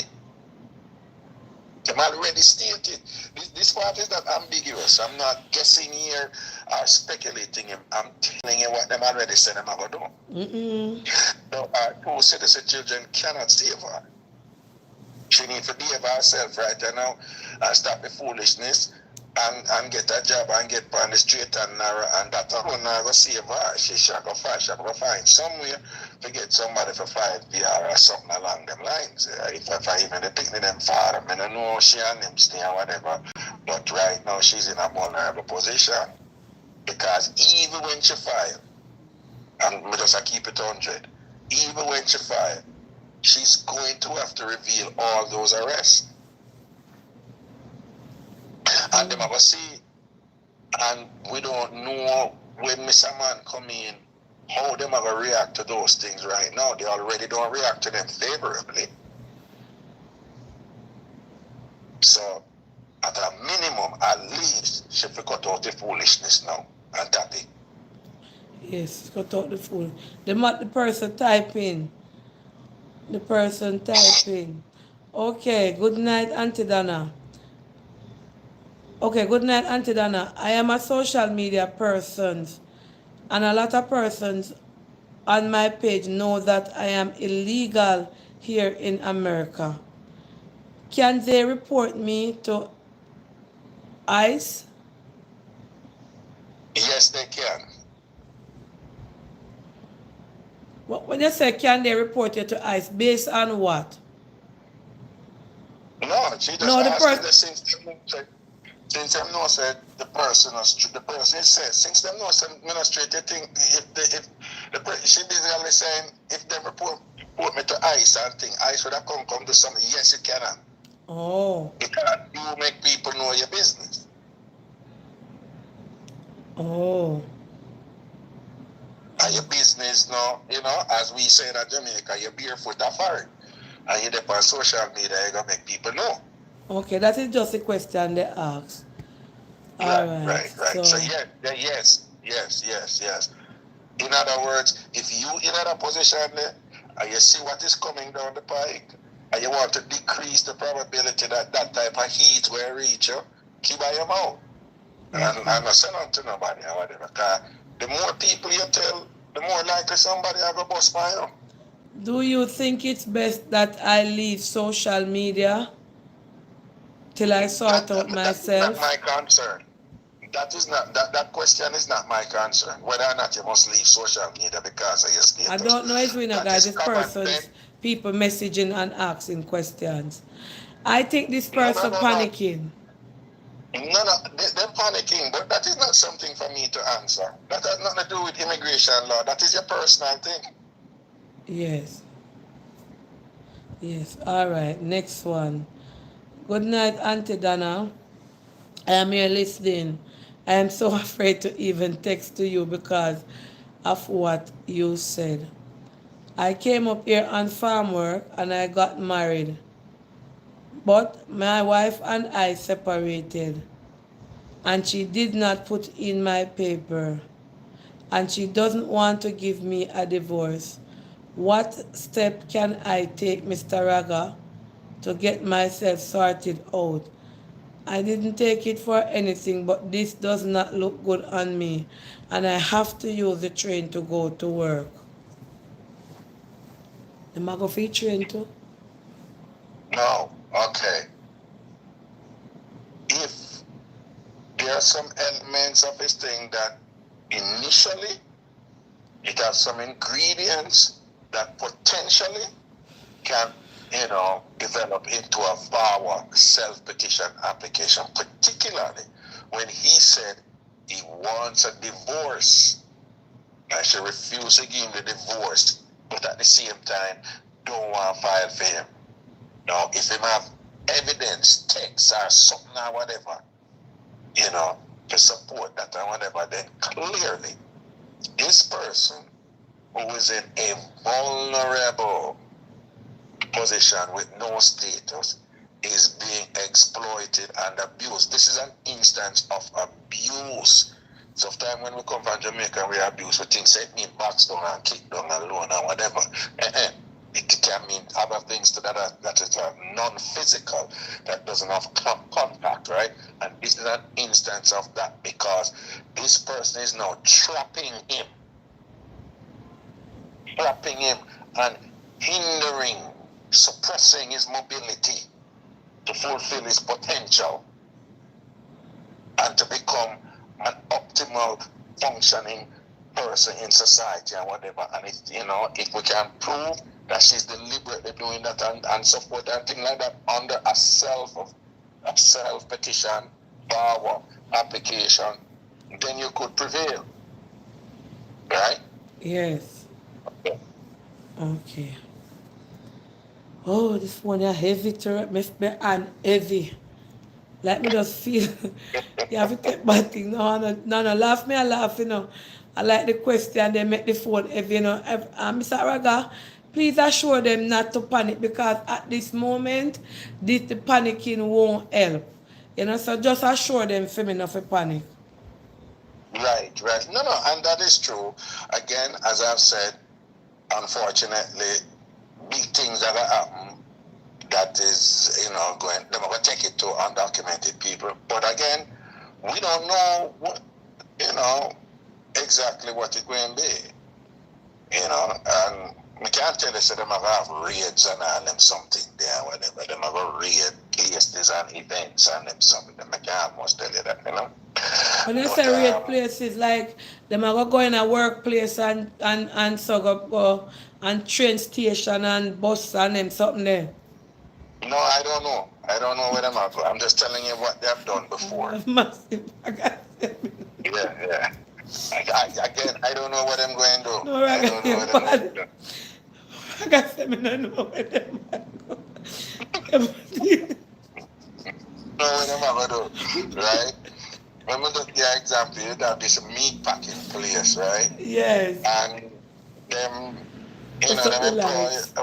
be a Mexican people in there, right? Yes. And and they raid the place and scoop them up. Yes. You understand? So Okay. clearly somebody say, yo, Ray, and them just do them due diligence and them go there and scoop them up. I Oh. end up with 100 people who didn't, undocumented.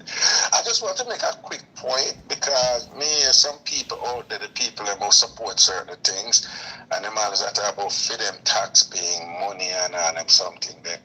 Listen, when they did an assessment, they found out that undocumented people are paying almost $100 billion In tax. in capital, Mm-hmm.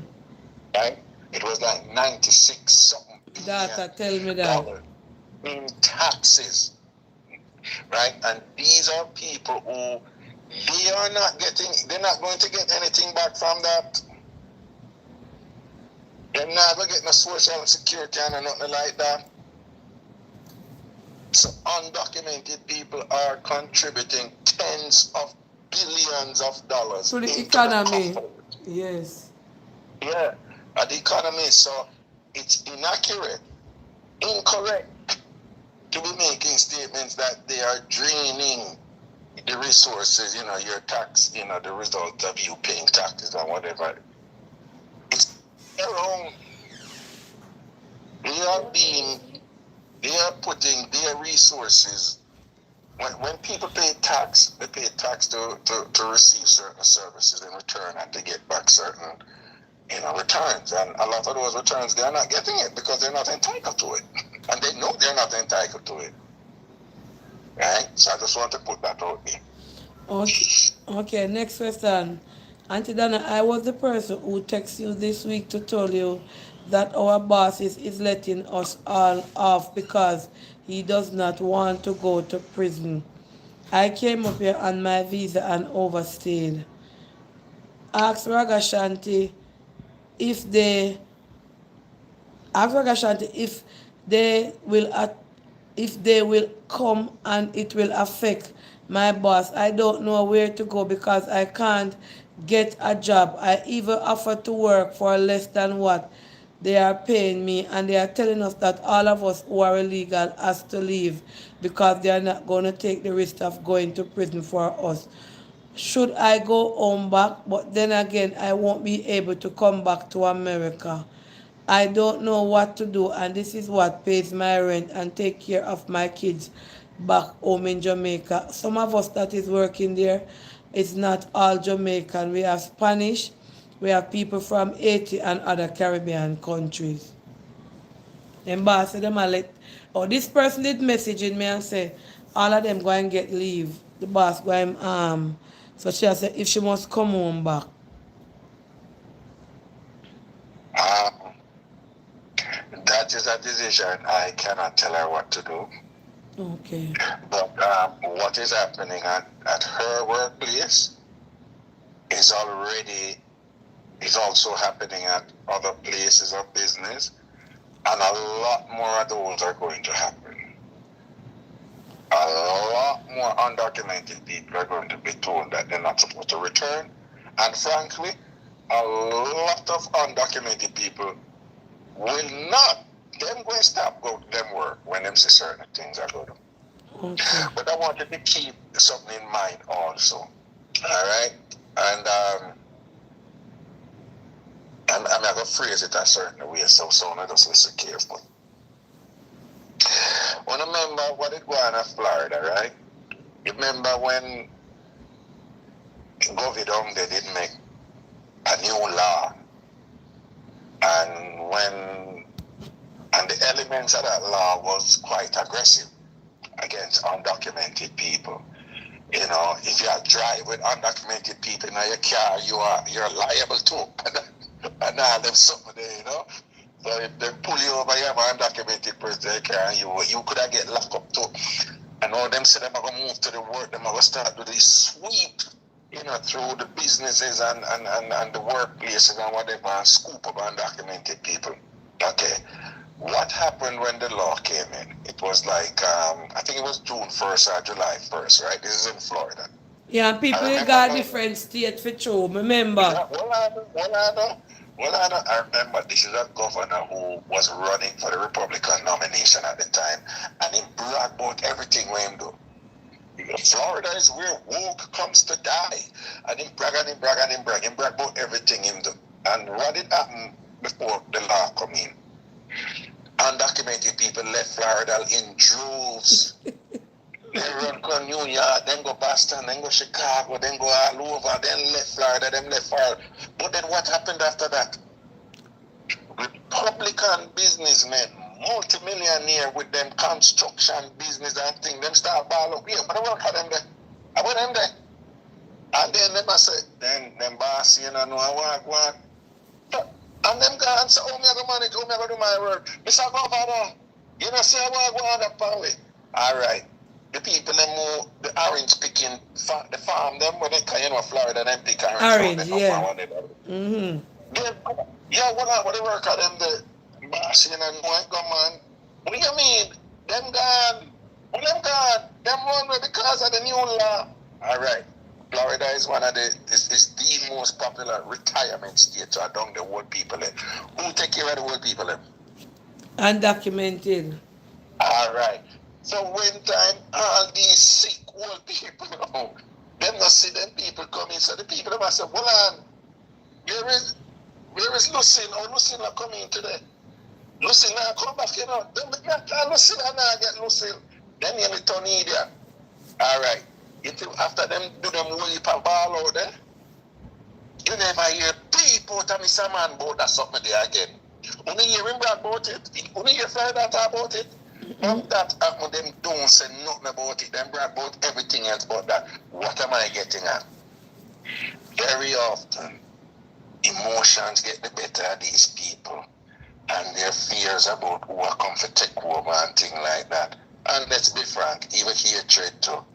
And the emotions get the better of them and then do these sweeping things without thinking of the impact it will have on the economy and the chain reaction of negative, impact that will reach them. Then I think about them something there.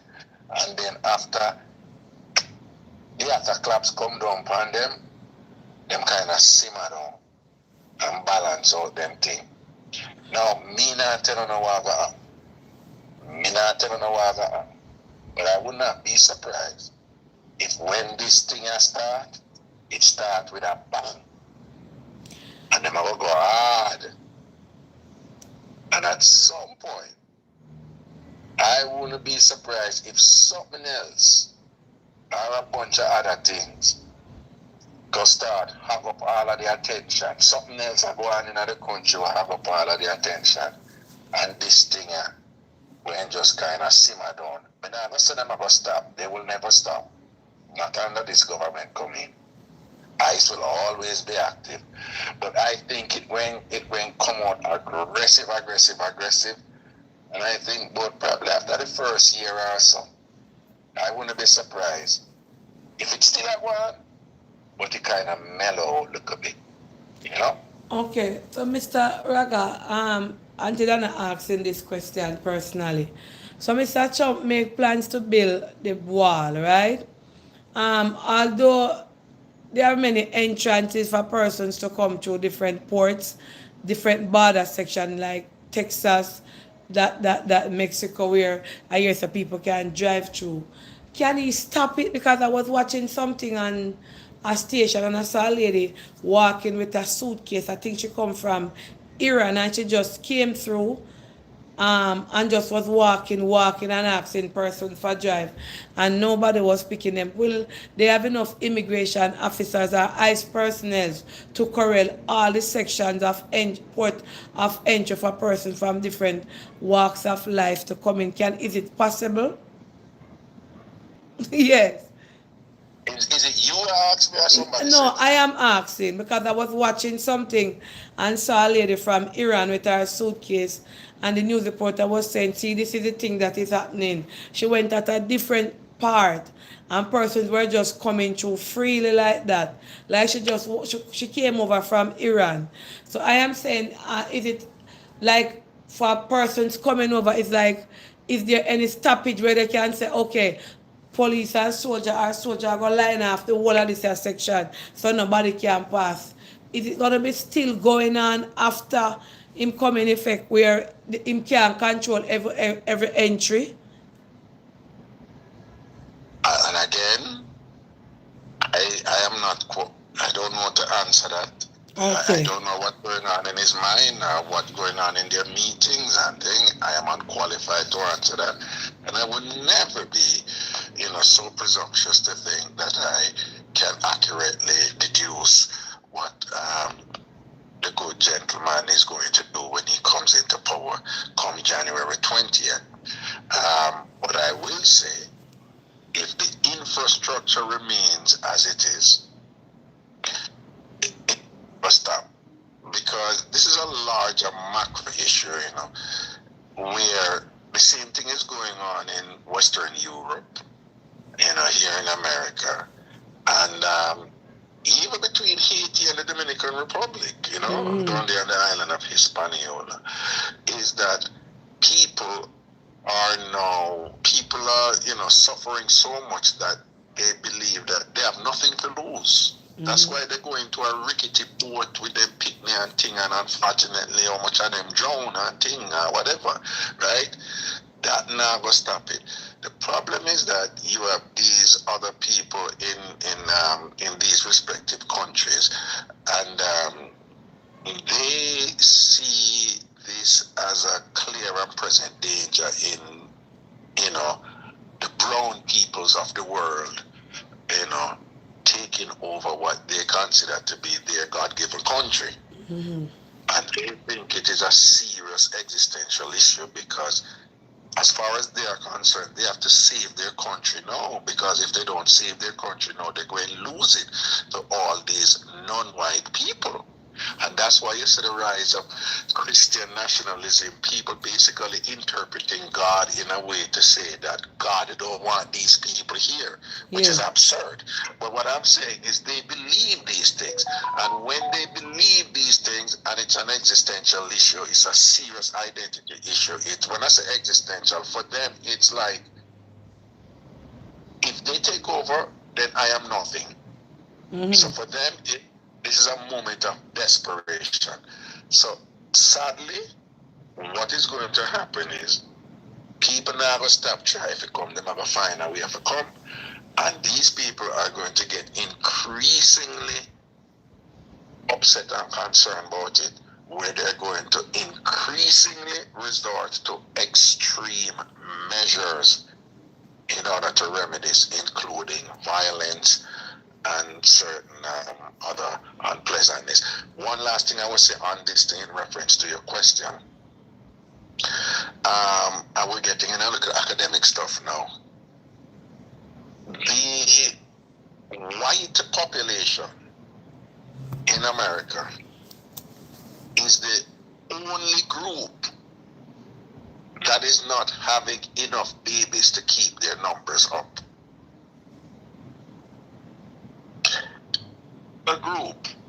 Major group, their birth rate is projected to increase. Now, I happen to think there's a little bit of problem there because the people who them call Latinos, Latinas and Latinos, in my opinion, them have a lot of white people there too. But that's a separate matter. So the white people, what is it going on with this abortion thing? It's not only about pro-life and whatever.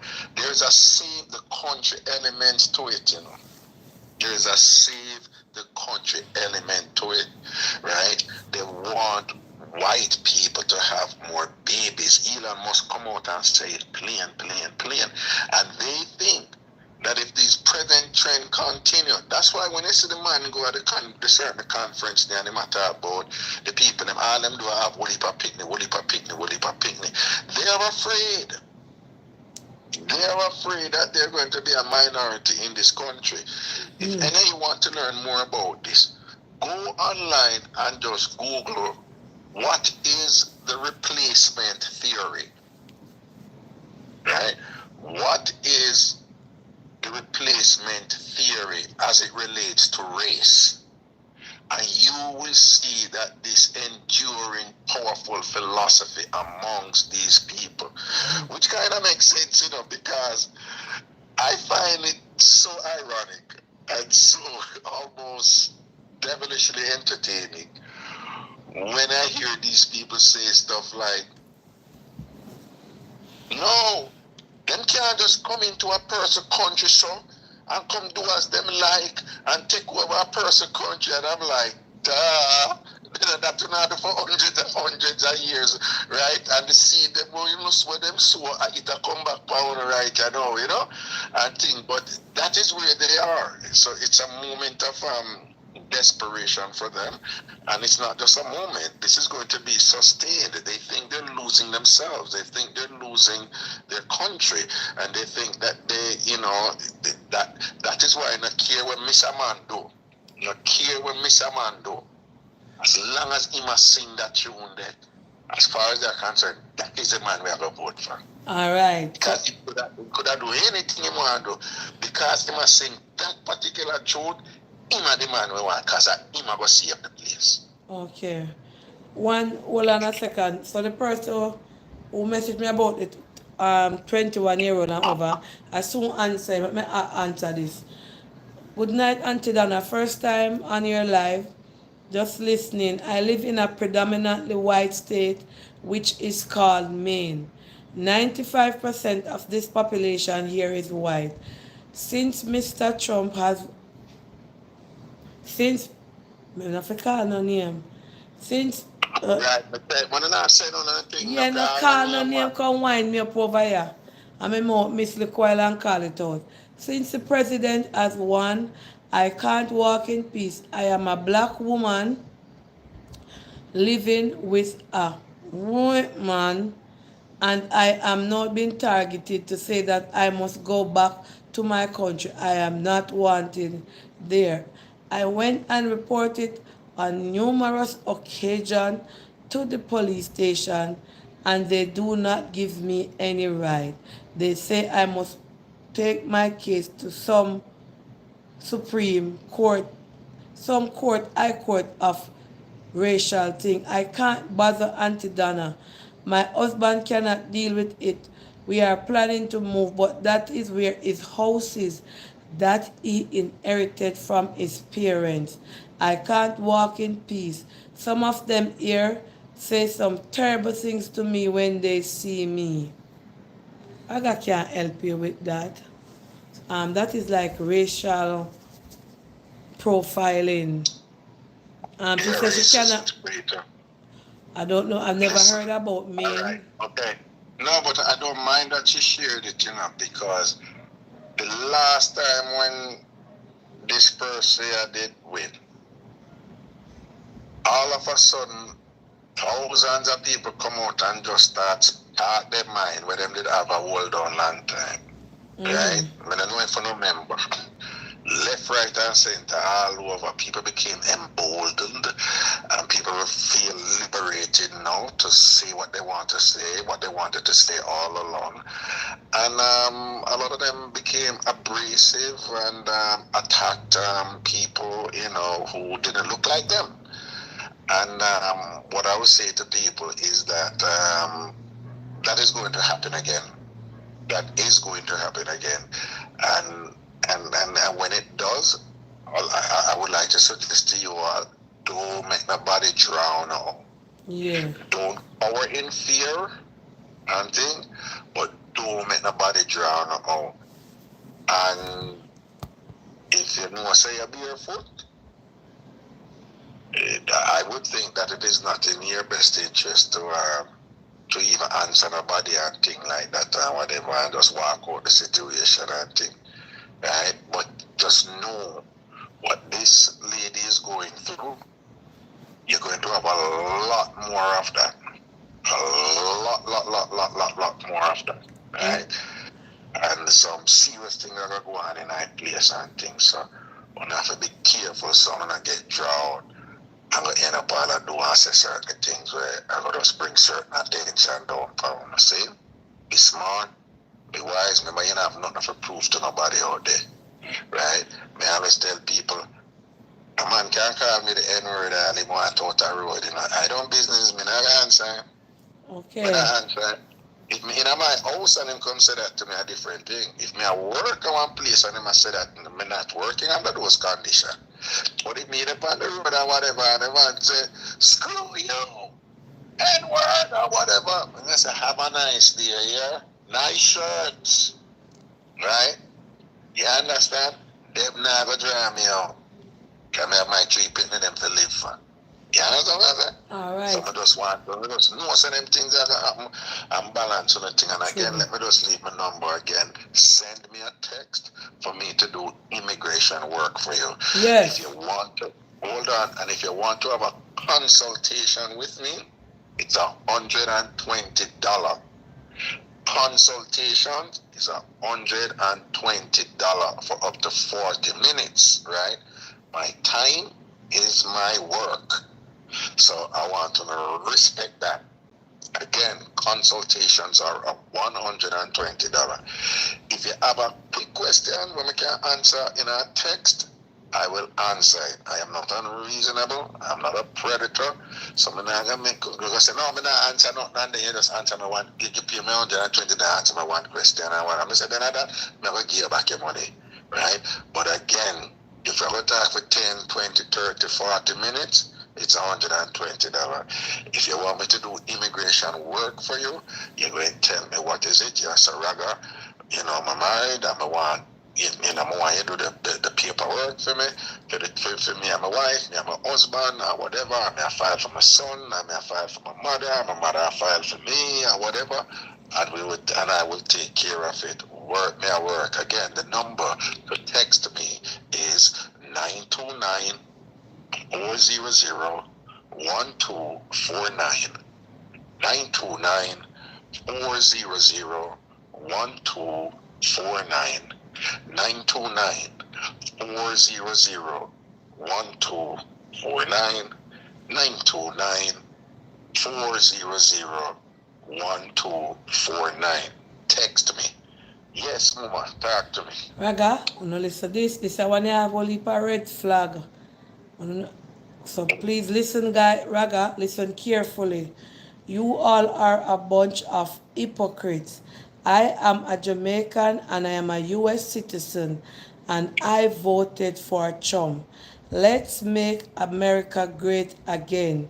You people are such hypocrites on this live. I am sitting quietly and you guys do not want the man to clean up America. America is filled with immigrants who came here illegally and making this place into a hostile place for a decent citizen like myself to live. I voted because I want Mr. Trump to take charge of this country. It is a disgrace to see that we have to be taking care of so many illegal immigrants in this country. All my kids are American citizens. My mother came here when she was young and she sent for us. We did not come to this country and wasted our years here. America has gone to the dogs. Mr. Trump is coming to clean it up. We may not like him, as some of you are saying on the live. He's going to make America great again. Look at what your future president had done. Mr. Obama came into the race and he legalized persons to have, Lord have mercy, I don't want to read this. He legalized persons to have rights as gay people in this country for us to use our children in school to let them be who they want to be. This is not right. Mr. Trump I applaud you. You Jamaicans are a bunch of hypocrites. A lot of you came into this country and you make it worse. I can't wait. Lord of mercy, God. This is a ear text. I can't read out this. Should I read it finish? Read it out, Mr. Raga? This is a ear text. Because no, because the opinion of we're not here to be one-sided. So Lord read it out, Jesus. you know. Yes. You are a bunch of hypocrites. This is a serious time for us Americans. These people come into the country and they make America a place of slackness. My neighbor had to move out of her house that she rented and they all came in crumbling up. Look at the state of America. If he does not do something, America will go down. Hold on. You can't text me, make me finish read it. America will go down in the history books. Immigrants have taken over. They keep a big march here in this week protesting that they are not getting the $350 that was allocated for them to get. Good job, Mr. Trump. You all on the live are worried. If you guys know that you all were illegal when you came here, why didn't you all sort out yourself? The man needs to clean up the country. I am glad he won. Okay. All right. Jamaican, And this guys. This person said that they're a Jamaican and they voted for Mr. Trump and they want to make America great. This has nothing to do with Auntie Donna. It's an open platform. Although it sounds like somebody who is upset on the live, they have their rights to speak and say what's on their mind. Exactly. Yes. Exactly. And I'm glad you read it, okay? Because what I want people to understand is just as go you Guys, hear please be things from respectful. Wrenchers, please do not call anybody any name. Guys, like up the live. Make Mr. Raga address this because this lady said she wants to make America great again. I don't know. Alright, so what I'm saying is I just want to remind people, just as when you hear things on the other side it make you get upset and you think you have a right to be upset. It's the same way like this person who's sending these things, when them hear and see things from opposite to their side, they too get upset and they have a right to express themselves. That's the first thing. The second thing is I just want to remind people that it's difficult. It has been difficult for a lot of people. I could tell you, for example, here in New York, when you have people doing 2 or 3 jobs, right? And I work hard and can't make ends meet. And the inflation was going up post-COVID and things just rough. And I know people who apply for this, apply for that, and them not get it. And them have difficulty to pay them rent. People lose them house and their mortgage and whatever. And when those people see people come in undocumented, and the government is using the resources to put them in 5-star hotels, and I'm not exaggerating, 5-star hotels, and giving them money and so forth and things like that. It's very difficult, for hardworking people who can't make ends meet to see that and not feel a little bit, at least at a minimum, feel a little bit uneasy about it. And we have to respect that, okay? We have to respect that. And that is one area where I think the Democrats dropped the ball, and lost across the board.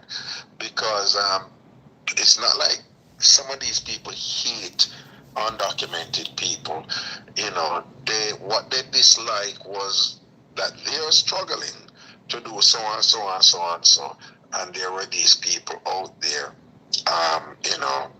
benefit in ways that they thought was unfair. However, unfortunately, the people who are angry about this, they have been triggered in ways that have been distorting. People have distorted reality. The migrants who Texas sent up from down, the governor of Texas sent up to like New York and then placed there, whatever.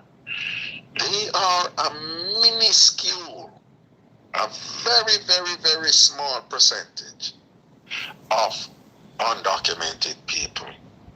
The majority, the great majority of undocumented people are, without question, hard-working people, committed to family, committed to decency, law-abiding people who out there help other people too.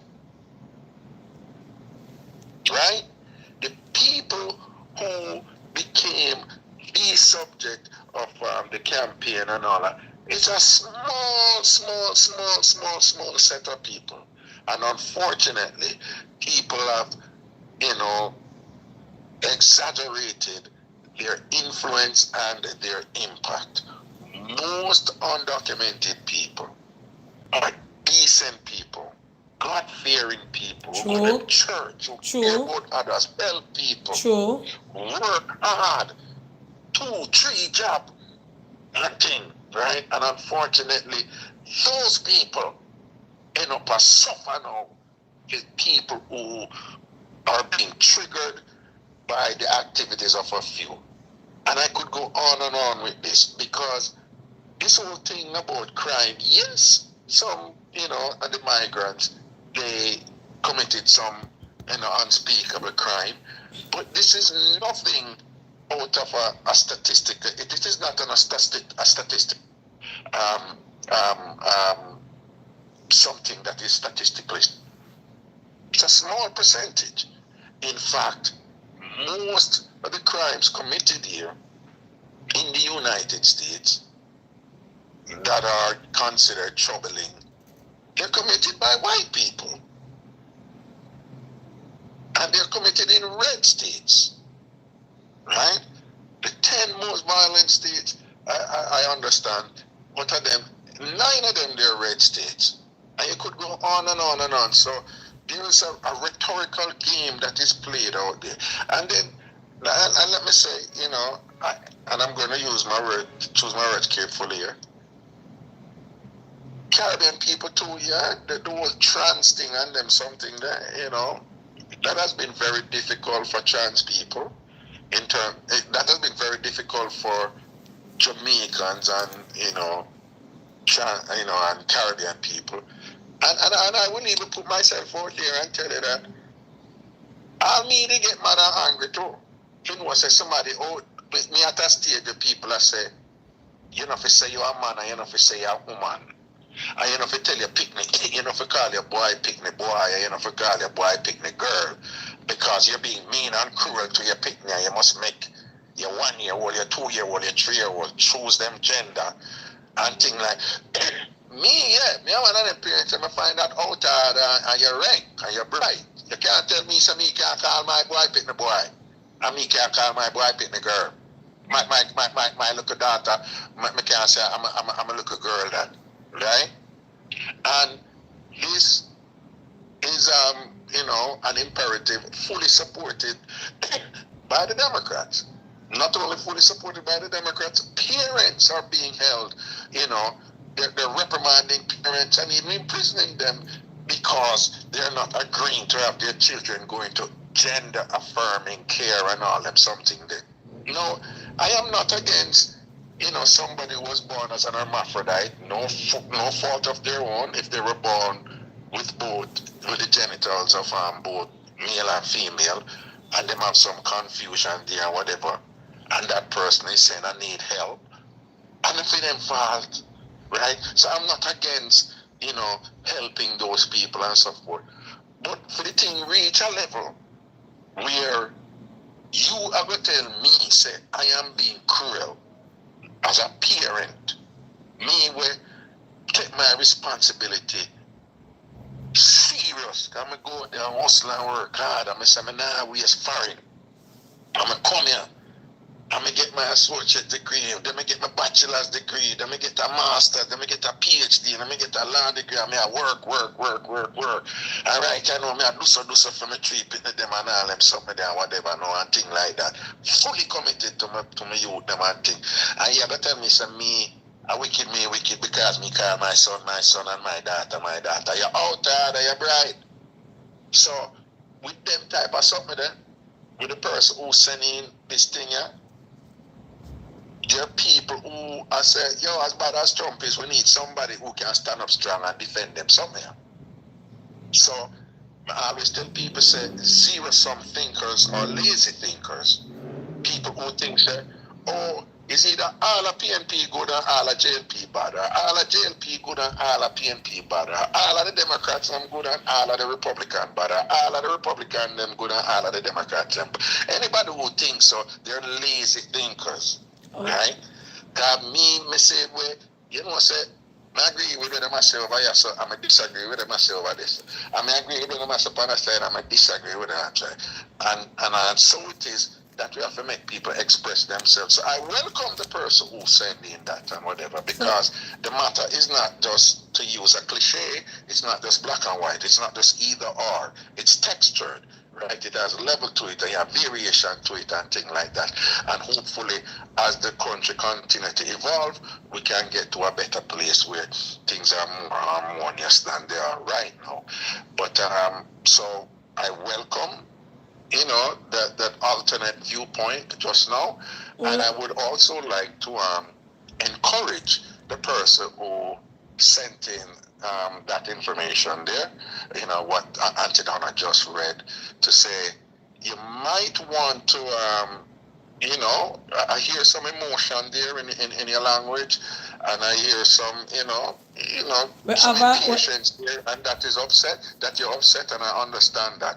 But I just want to remind you that most undocumented people are law-abiding people, fair people, God-fearing people, and people who just want a little chance in life to get ahead.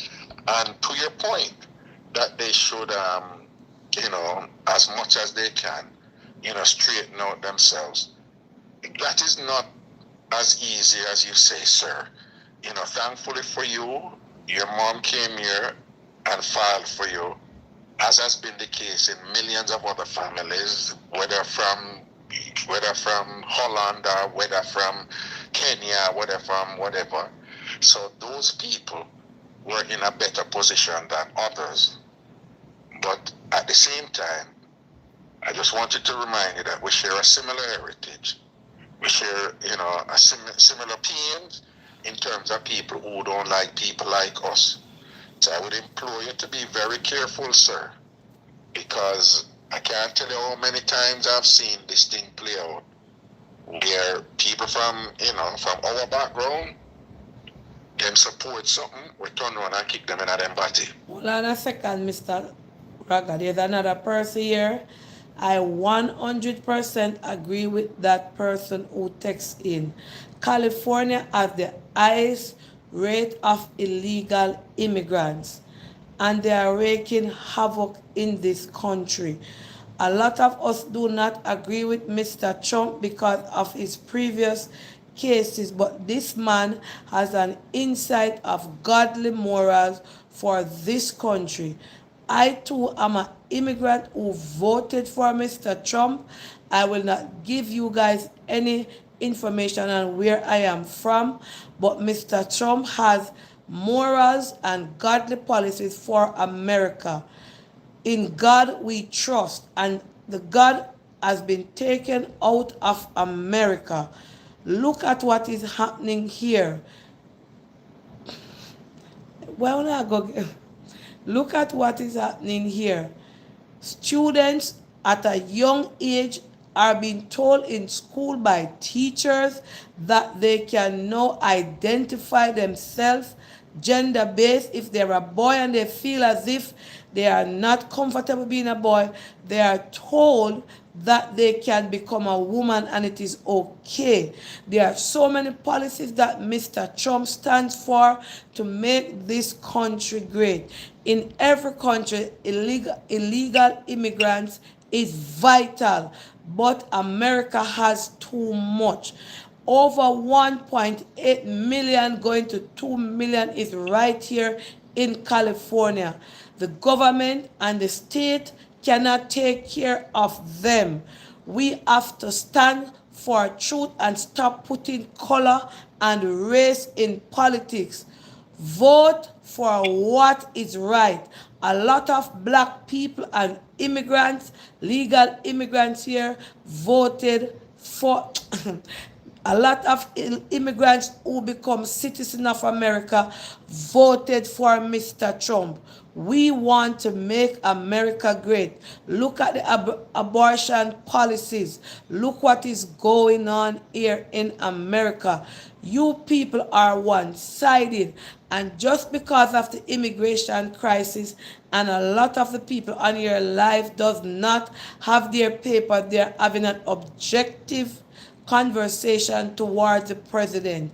I am glad he won, and the country and the people of America, American citizens, we have spoken and we have gotten what we want. Look at And some people them again, over here. hold on.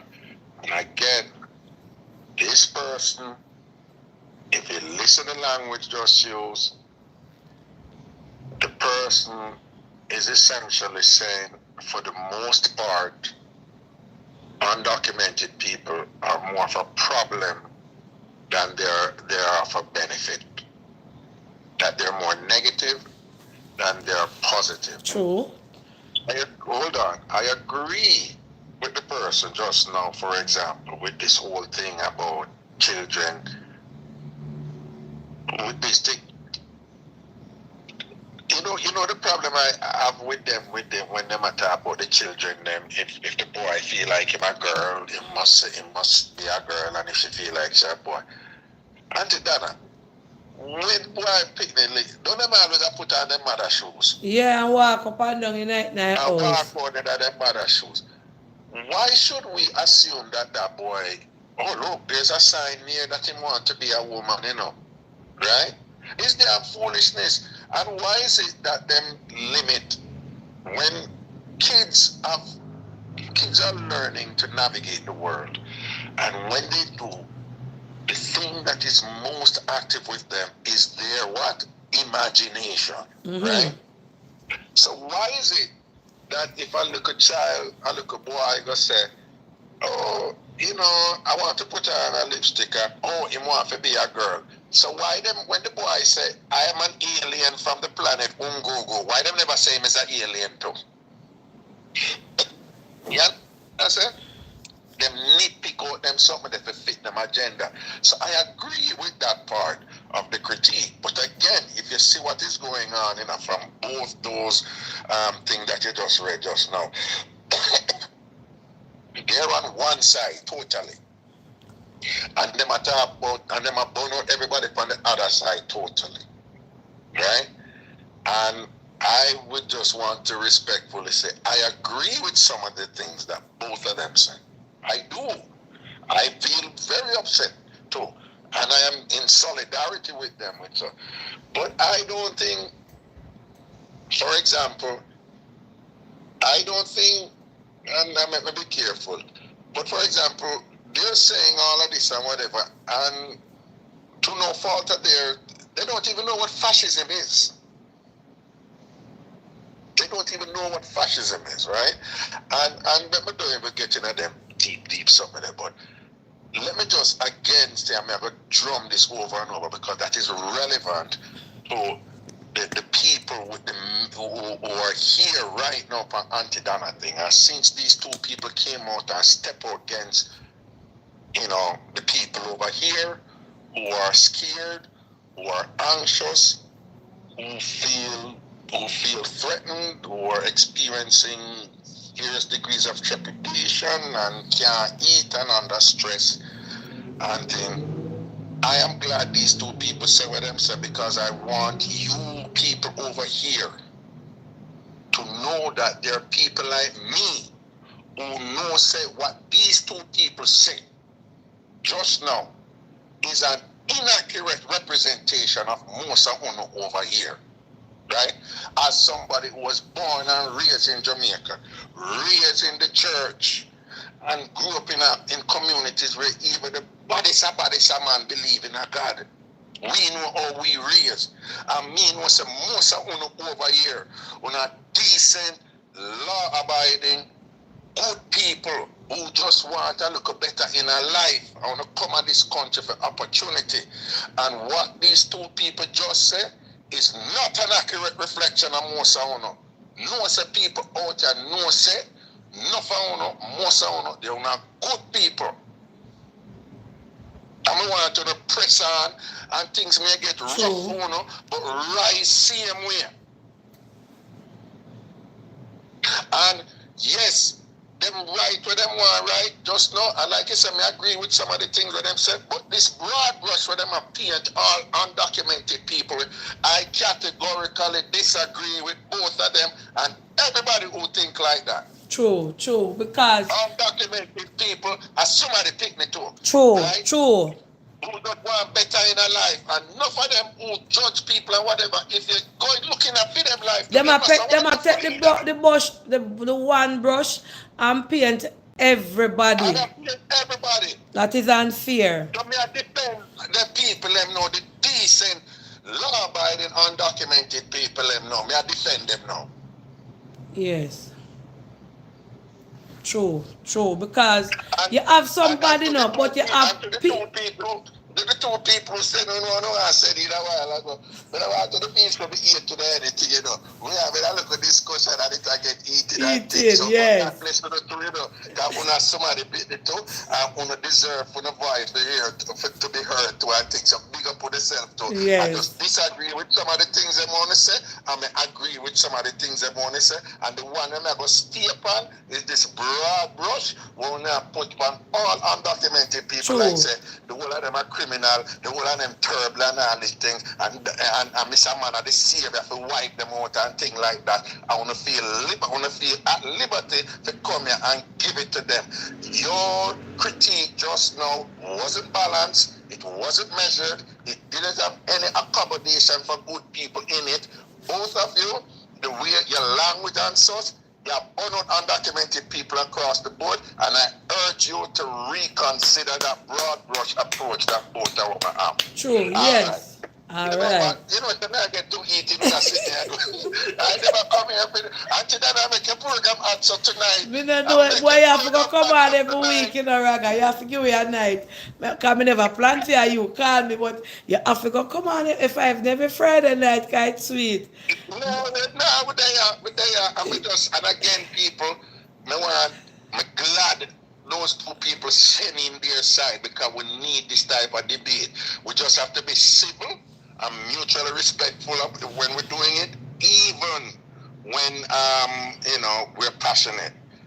So I'm glad that they speak their mind, but they've never used no insulting language. Yes, They've never take it past certain level. So we just want to respect for that, to them for that. It's one-sided for them thing, but they too also say we one-sided over here.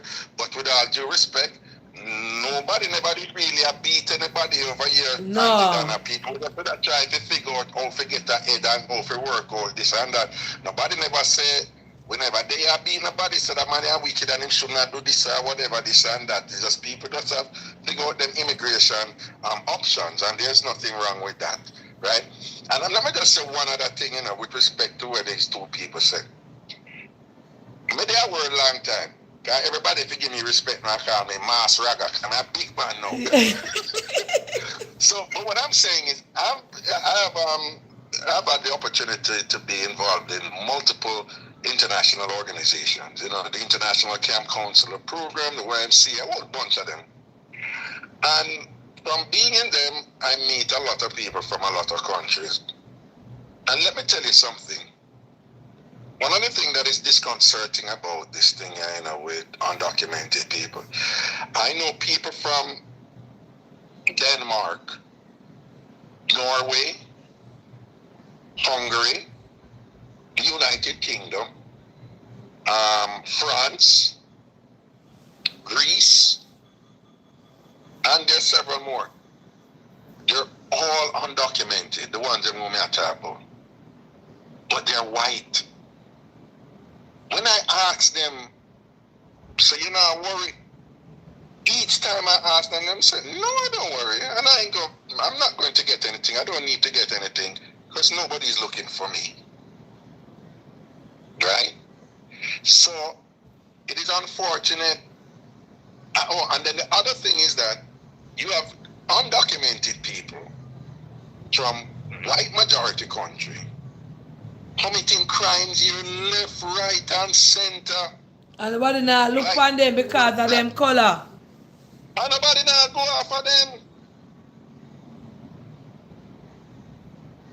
Not only them now go after them, people just have it, so it's just certain type of people are undocumented who are committing the crime, and they're so blinded to this thing that it even happened right in front of them face, and they would have never think, say, oh, you know, say the man who kill people or whatever, rob or something there, whatever, them could be acting on that. They don't even think like that. True. It don't even cross their mind to think like that. But as soon as a black person do something or whatever, they have to go back to your country, send them back where them come from and think. When the white man, shoot up and kill must 40 or 50 odd people from a hotel in Las Vegas. Did you hear anybody say, why we don't send back the white people them to Europe? You hear anybody say that? True. When white people kill people and eat them. Look at all of these mass killing and whatever. Who is doing most of these mass killing? And when those white people doing the mass killing, you hear what them say? Them say, prayers and whatever, and them make excuse, and I say, what could have made him do? He was such a nice boy, and think something must have whatever, this and that. But then the same people, them know, when them hear say, the black people, them a shoot up one another at Chicago, see, them a destroy the nation. Mm-hmm. But when a white man go in a movie theater and shoot up everybody, and go in a school and shoot up everybody, you know, hear the people that must say, well, we need to get rid of the white people, they must send them back to Europe to make the country great again. You hear them say that? No. Because the perception is most immigrant either Mexican or black people. Hold on. And the people who subscribe to those double standards, they're blinded. They're so focused on demonizing certain non-white set of people and just follow the script where people are feed to them, that they're also lost in the one-sidedness where they might blame people from. True. Anyway, anybody? All right, the person who was calling, please remember, when you hear Mr. Raga talking, guys, you cannot call. We have to allow him to answer, and a lot of questions there will soon come off of the live. But they hear almost 3 hours and it's sweet. Okay, so the next question. No, I know Auntie Donna, I have to go really leave because I have some work for you tonight. I have some client to, you know. All right, let me ask you, that one here I wait long time. Good night, Miss Donna. I have a question. Can my mom, who just became a 10-year green card holder, file for me? I am over 21. I overstayed my visa. Also have an asylum case pending. It's 3 of us who are sisters, and we want to know if this is possible. Auntie Donna, please remember my question. She can file for you. She will be a you have a problem with it though. But if all 3 of you are over 21, you will be, and she just get her green card, you would be in the category of what U.S. immigration law called F2B, which is lawful permanent residents filing for unmarried sons and daughters.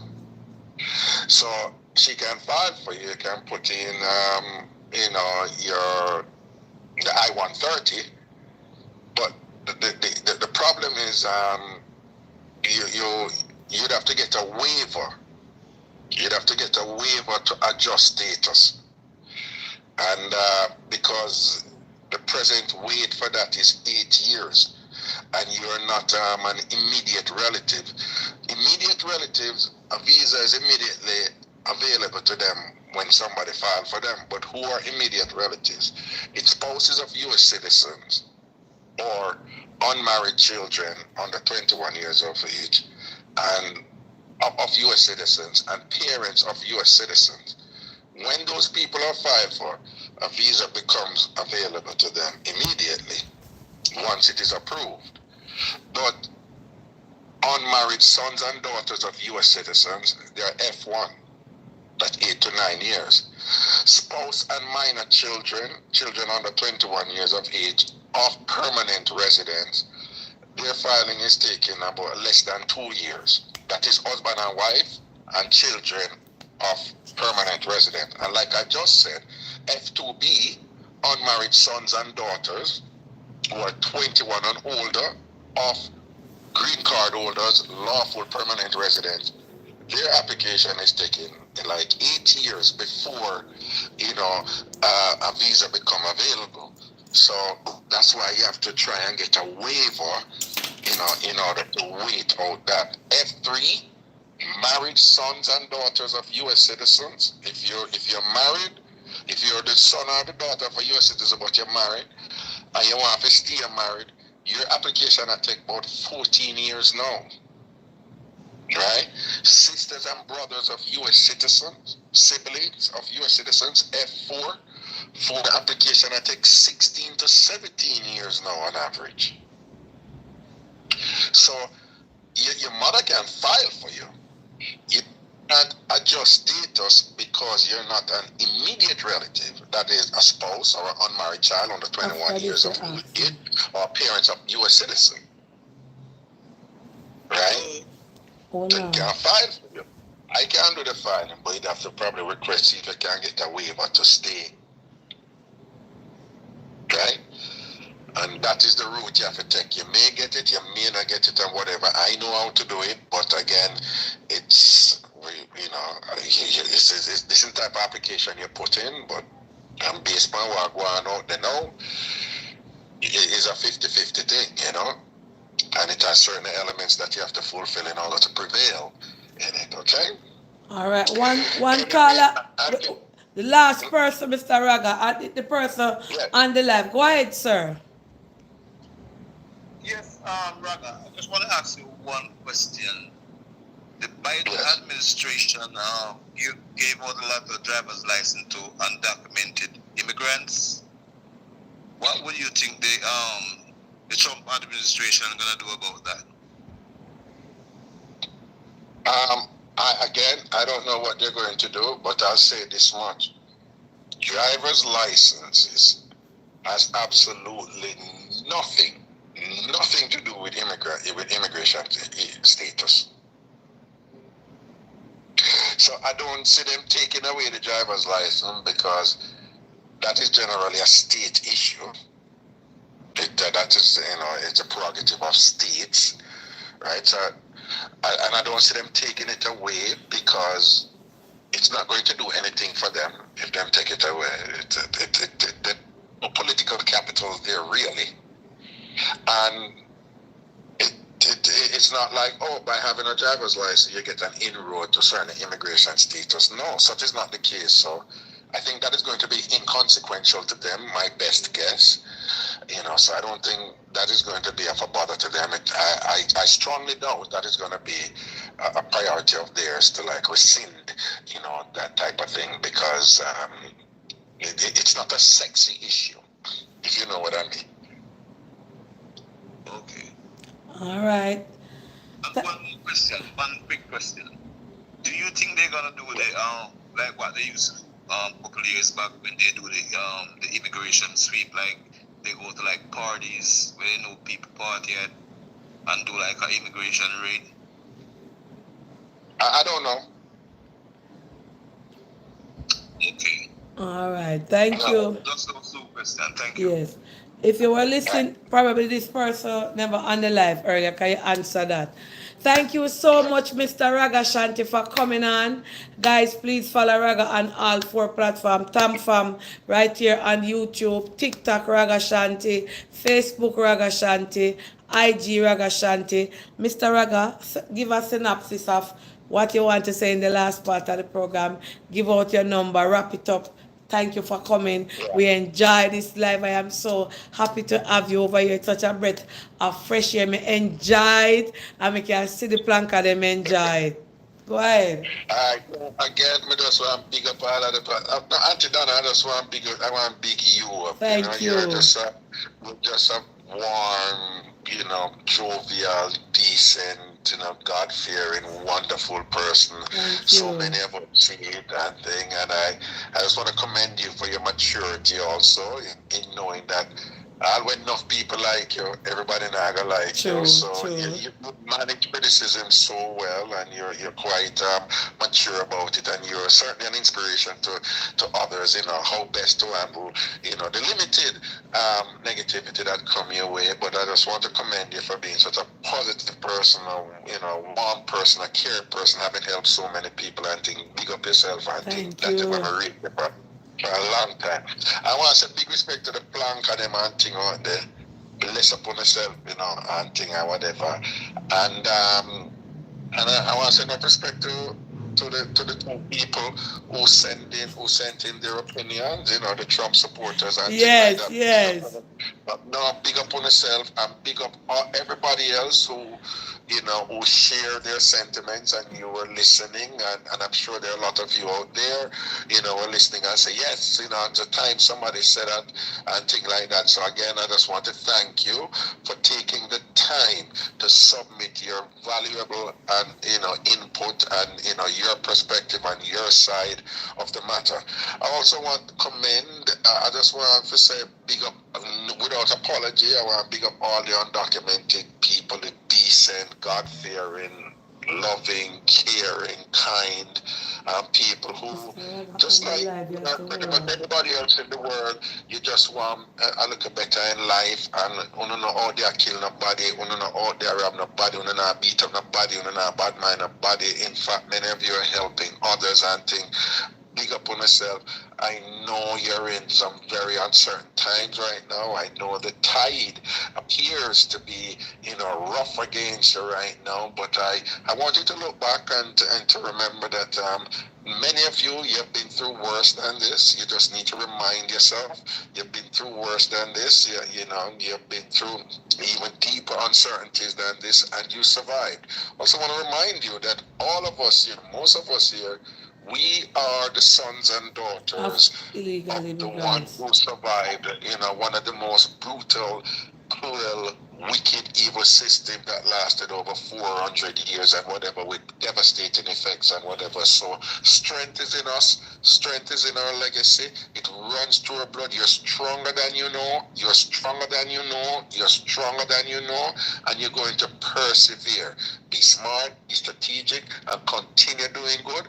Again, and I just want, before I go, just to reiterate what I've been emphasizing, most undocumented people are good, decent, Law-abiding law-abiding citizen. who don't want a And chance hard in life. I want you working. to know that there are those out here who know that about you. We know that about you. We know that about you. And nobody that can make me change your mind about that, because you are not conducting yourself, comporting yourself in any way to contradict those conclusions about yourselves. Stay safe. Big up on yourself, plank and whatever. Ragadea. Big up the Tam Fam people, them too. Big up my Tam Famers, Tambourine family people. Over Tam Fam TV, over YouTube. Tam Fam TV over YouTube. On TikTok, I'm Ragashanti. On IG, I'm Ragashanti. And on Facebook, I am Ragashanti. For those of you who want me to do immigration law work for you, again, don't call me for anything else. Don't text me for anything else. Whatever, please. Just immigration law. If you want me to do immigration law work for you, I just want to remind you, consultation is $120. All of the other thing them want to expect me for do the filing for no. I'm going to have to pay a fee, obviously. I'm a lawyer. I'm working, okay? And this is the number that you're going to text me at. 929. By the way, immigration lawyer work for everybody. White people left, right, and center from Winnipeg white country. I just want to remind people. So what we're doing here should not be seen as somehow hypocritical. Truth. In a unique way. I just want to remember the immigration lawyers work for people from every imaginable country on this earth right here, including white majority country.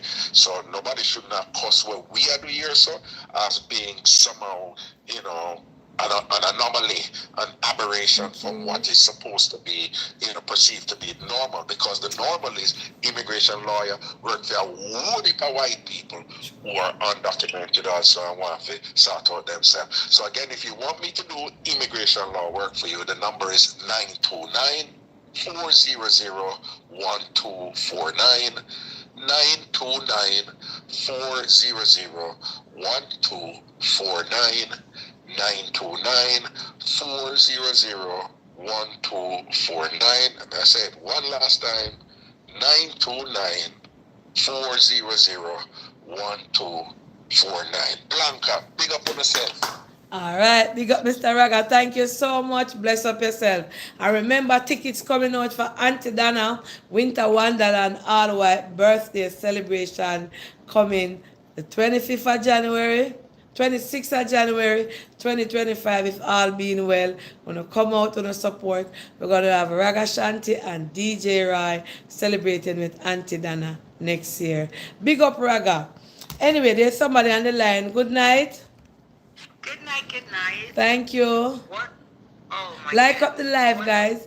Yes. What a wonderful show. Thank you. But I just wanted to address that last. Oh my God.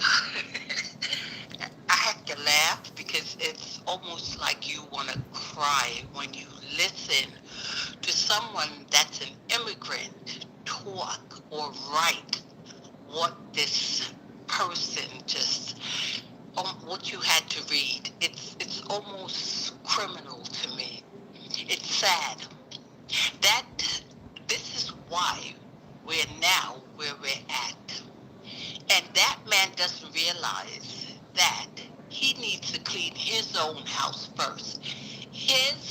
The woman that he is supposedly with, because I just, I'm not going to even get personal, was an illegal immigrant who came to this country and remained in this country, and now she can be the first lady again.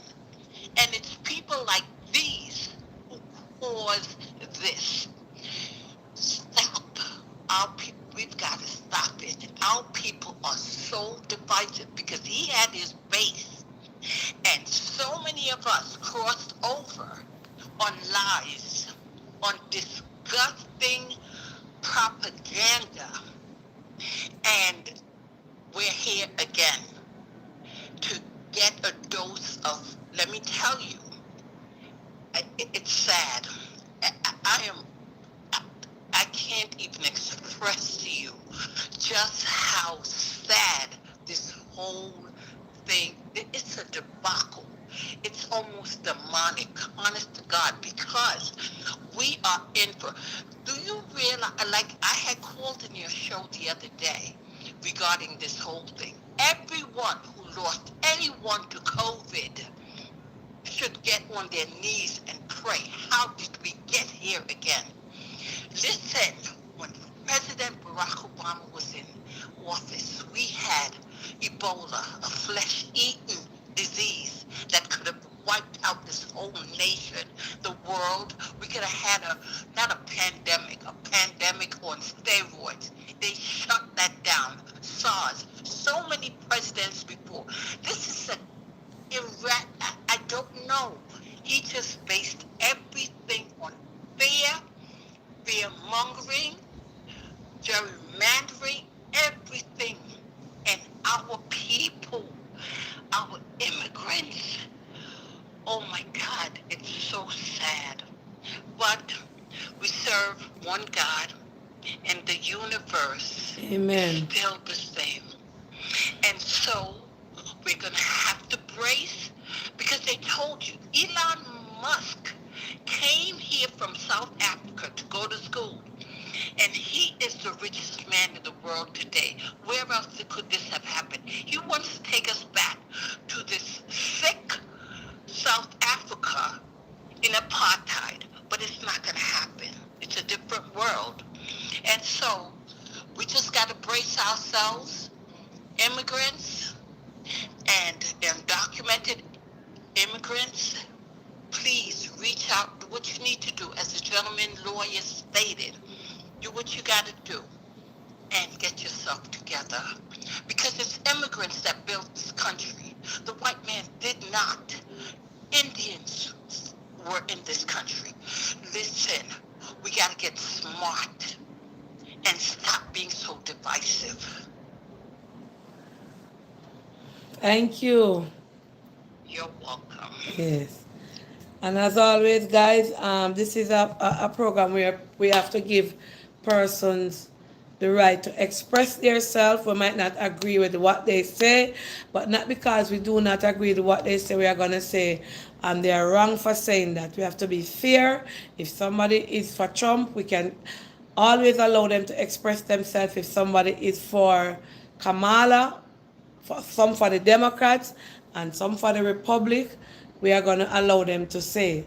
Mr. Raga has opened up the platform tonight for me to have other callers on here, persons like from the real estate world or the business world who wants to answer questions, because a lot of Jamaicans, they want to know how to buy a house, the best areas, what type of house to buy. We can have these type of topics. People doing nursing, anybody who are expertise in certain areas and is qualified. I'm going to use the platform for these type of shows. So next time I'm coming on, I will financial tax, tax time coming up, and I have somebody in New York who knows a lot about the tax. She used to call in and discuss tax topics. I'm gonna have her here for all the tax people. Me want to know about tax, no one. I've been know about that, I know, but we can get insights, and we want qualified people. So we're going to use one of the night them each week, just like how we have Mr. Raga, and get expertise to come in and you guys ask the question, get the answer free of cost, and then that person can also use the platform to advertise their business also.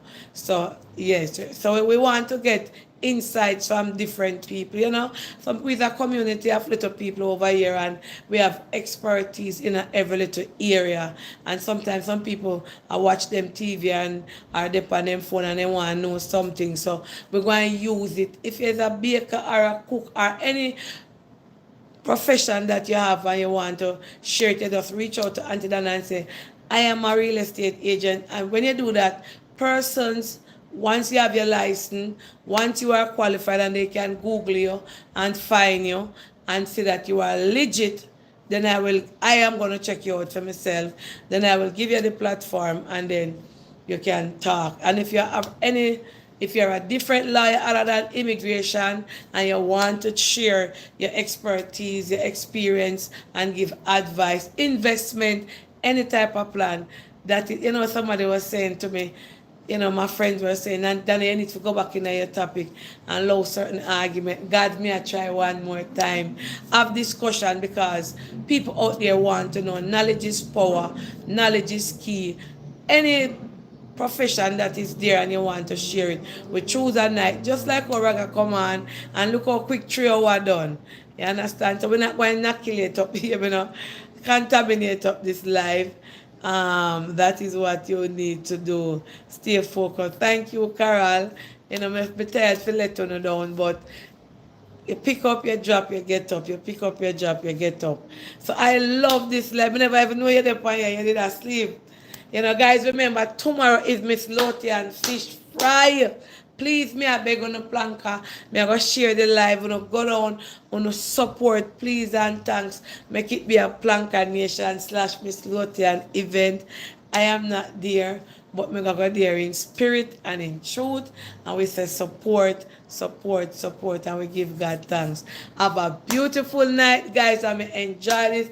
Big up Ragashanti again, Planka Nation, like, and we want Planka Nation real estate. We can have more than one. And if you're a criminal lawyer, me have some criminal lawyer in Florida, and you want to share any form of law that you want to give out information and get the exposure also, you're welcome in the Planka shop. Once you are qualified, once you have your degree in it, and once you have your license. Because we don't want to bring nobody come for people, recommend people, and they're not no license, and they're not credible. We don't want no word of mouth and all kind of mouth we want. Big up everybody. I see Karen Donna was over here. I see Nana Lynn Jerk. I see Carol. I see, Lord God, Mojo. I see so many people on here tonight. Thank you guys so much. Me still love me Donna. Big up Donna, me nether Donna. I see the two Donna and the life. Thank you guys so much. All of the Joan Goodas, Crystal, everybody who was on the live tonight. Thank you, no. Love you, no. Thank you no, for staying. I love this. This was so refreshing and just crisp and nice and cool. You understand? All right? Big up yourself, guys. Big up yourself. Big up yourself. Big up on yourself. Love you, no. Soon or tomorrow. Peace out. Please remember to like, share, and subscribe. And if you want to be a part of it, remember me a bake now, you know. So, like tomorrow night, me not go bake, but me I go bake Sunday. So we can have another discussion. If you want to be on the live, leave me a message in the WhatsApp, and I will get back to you, and we'll discuss who coming on and what time.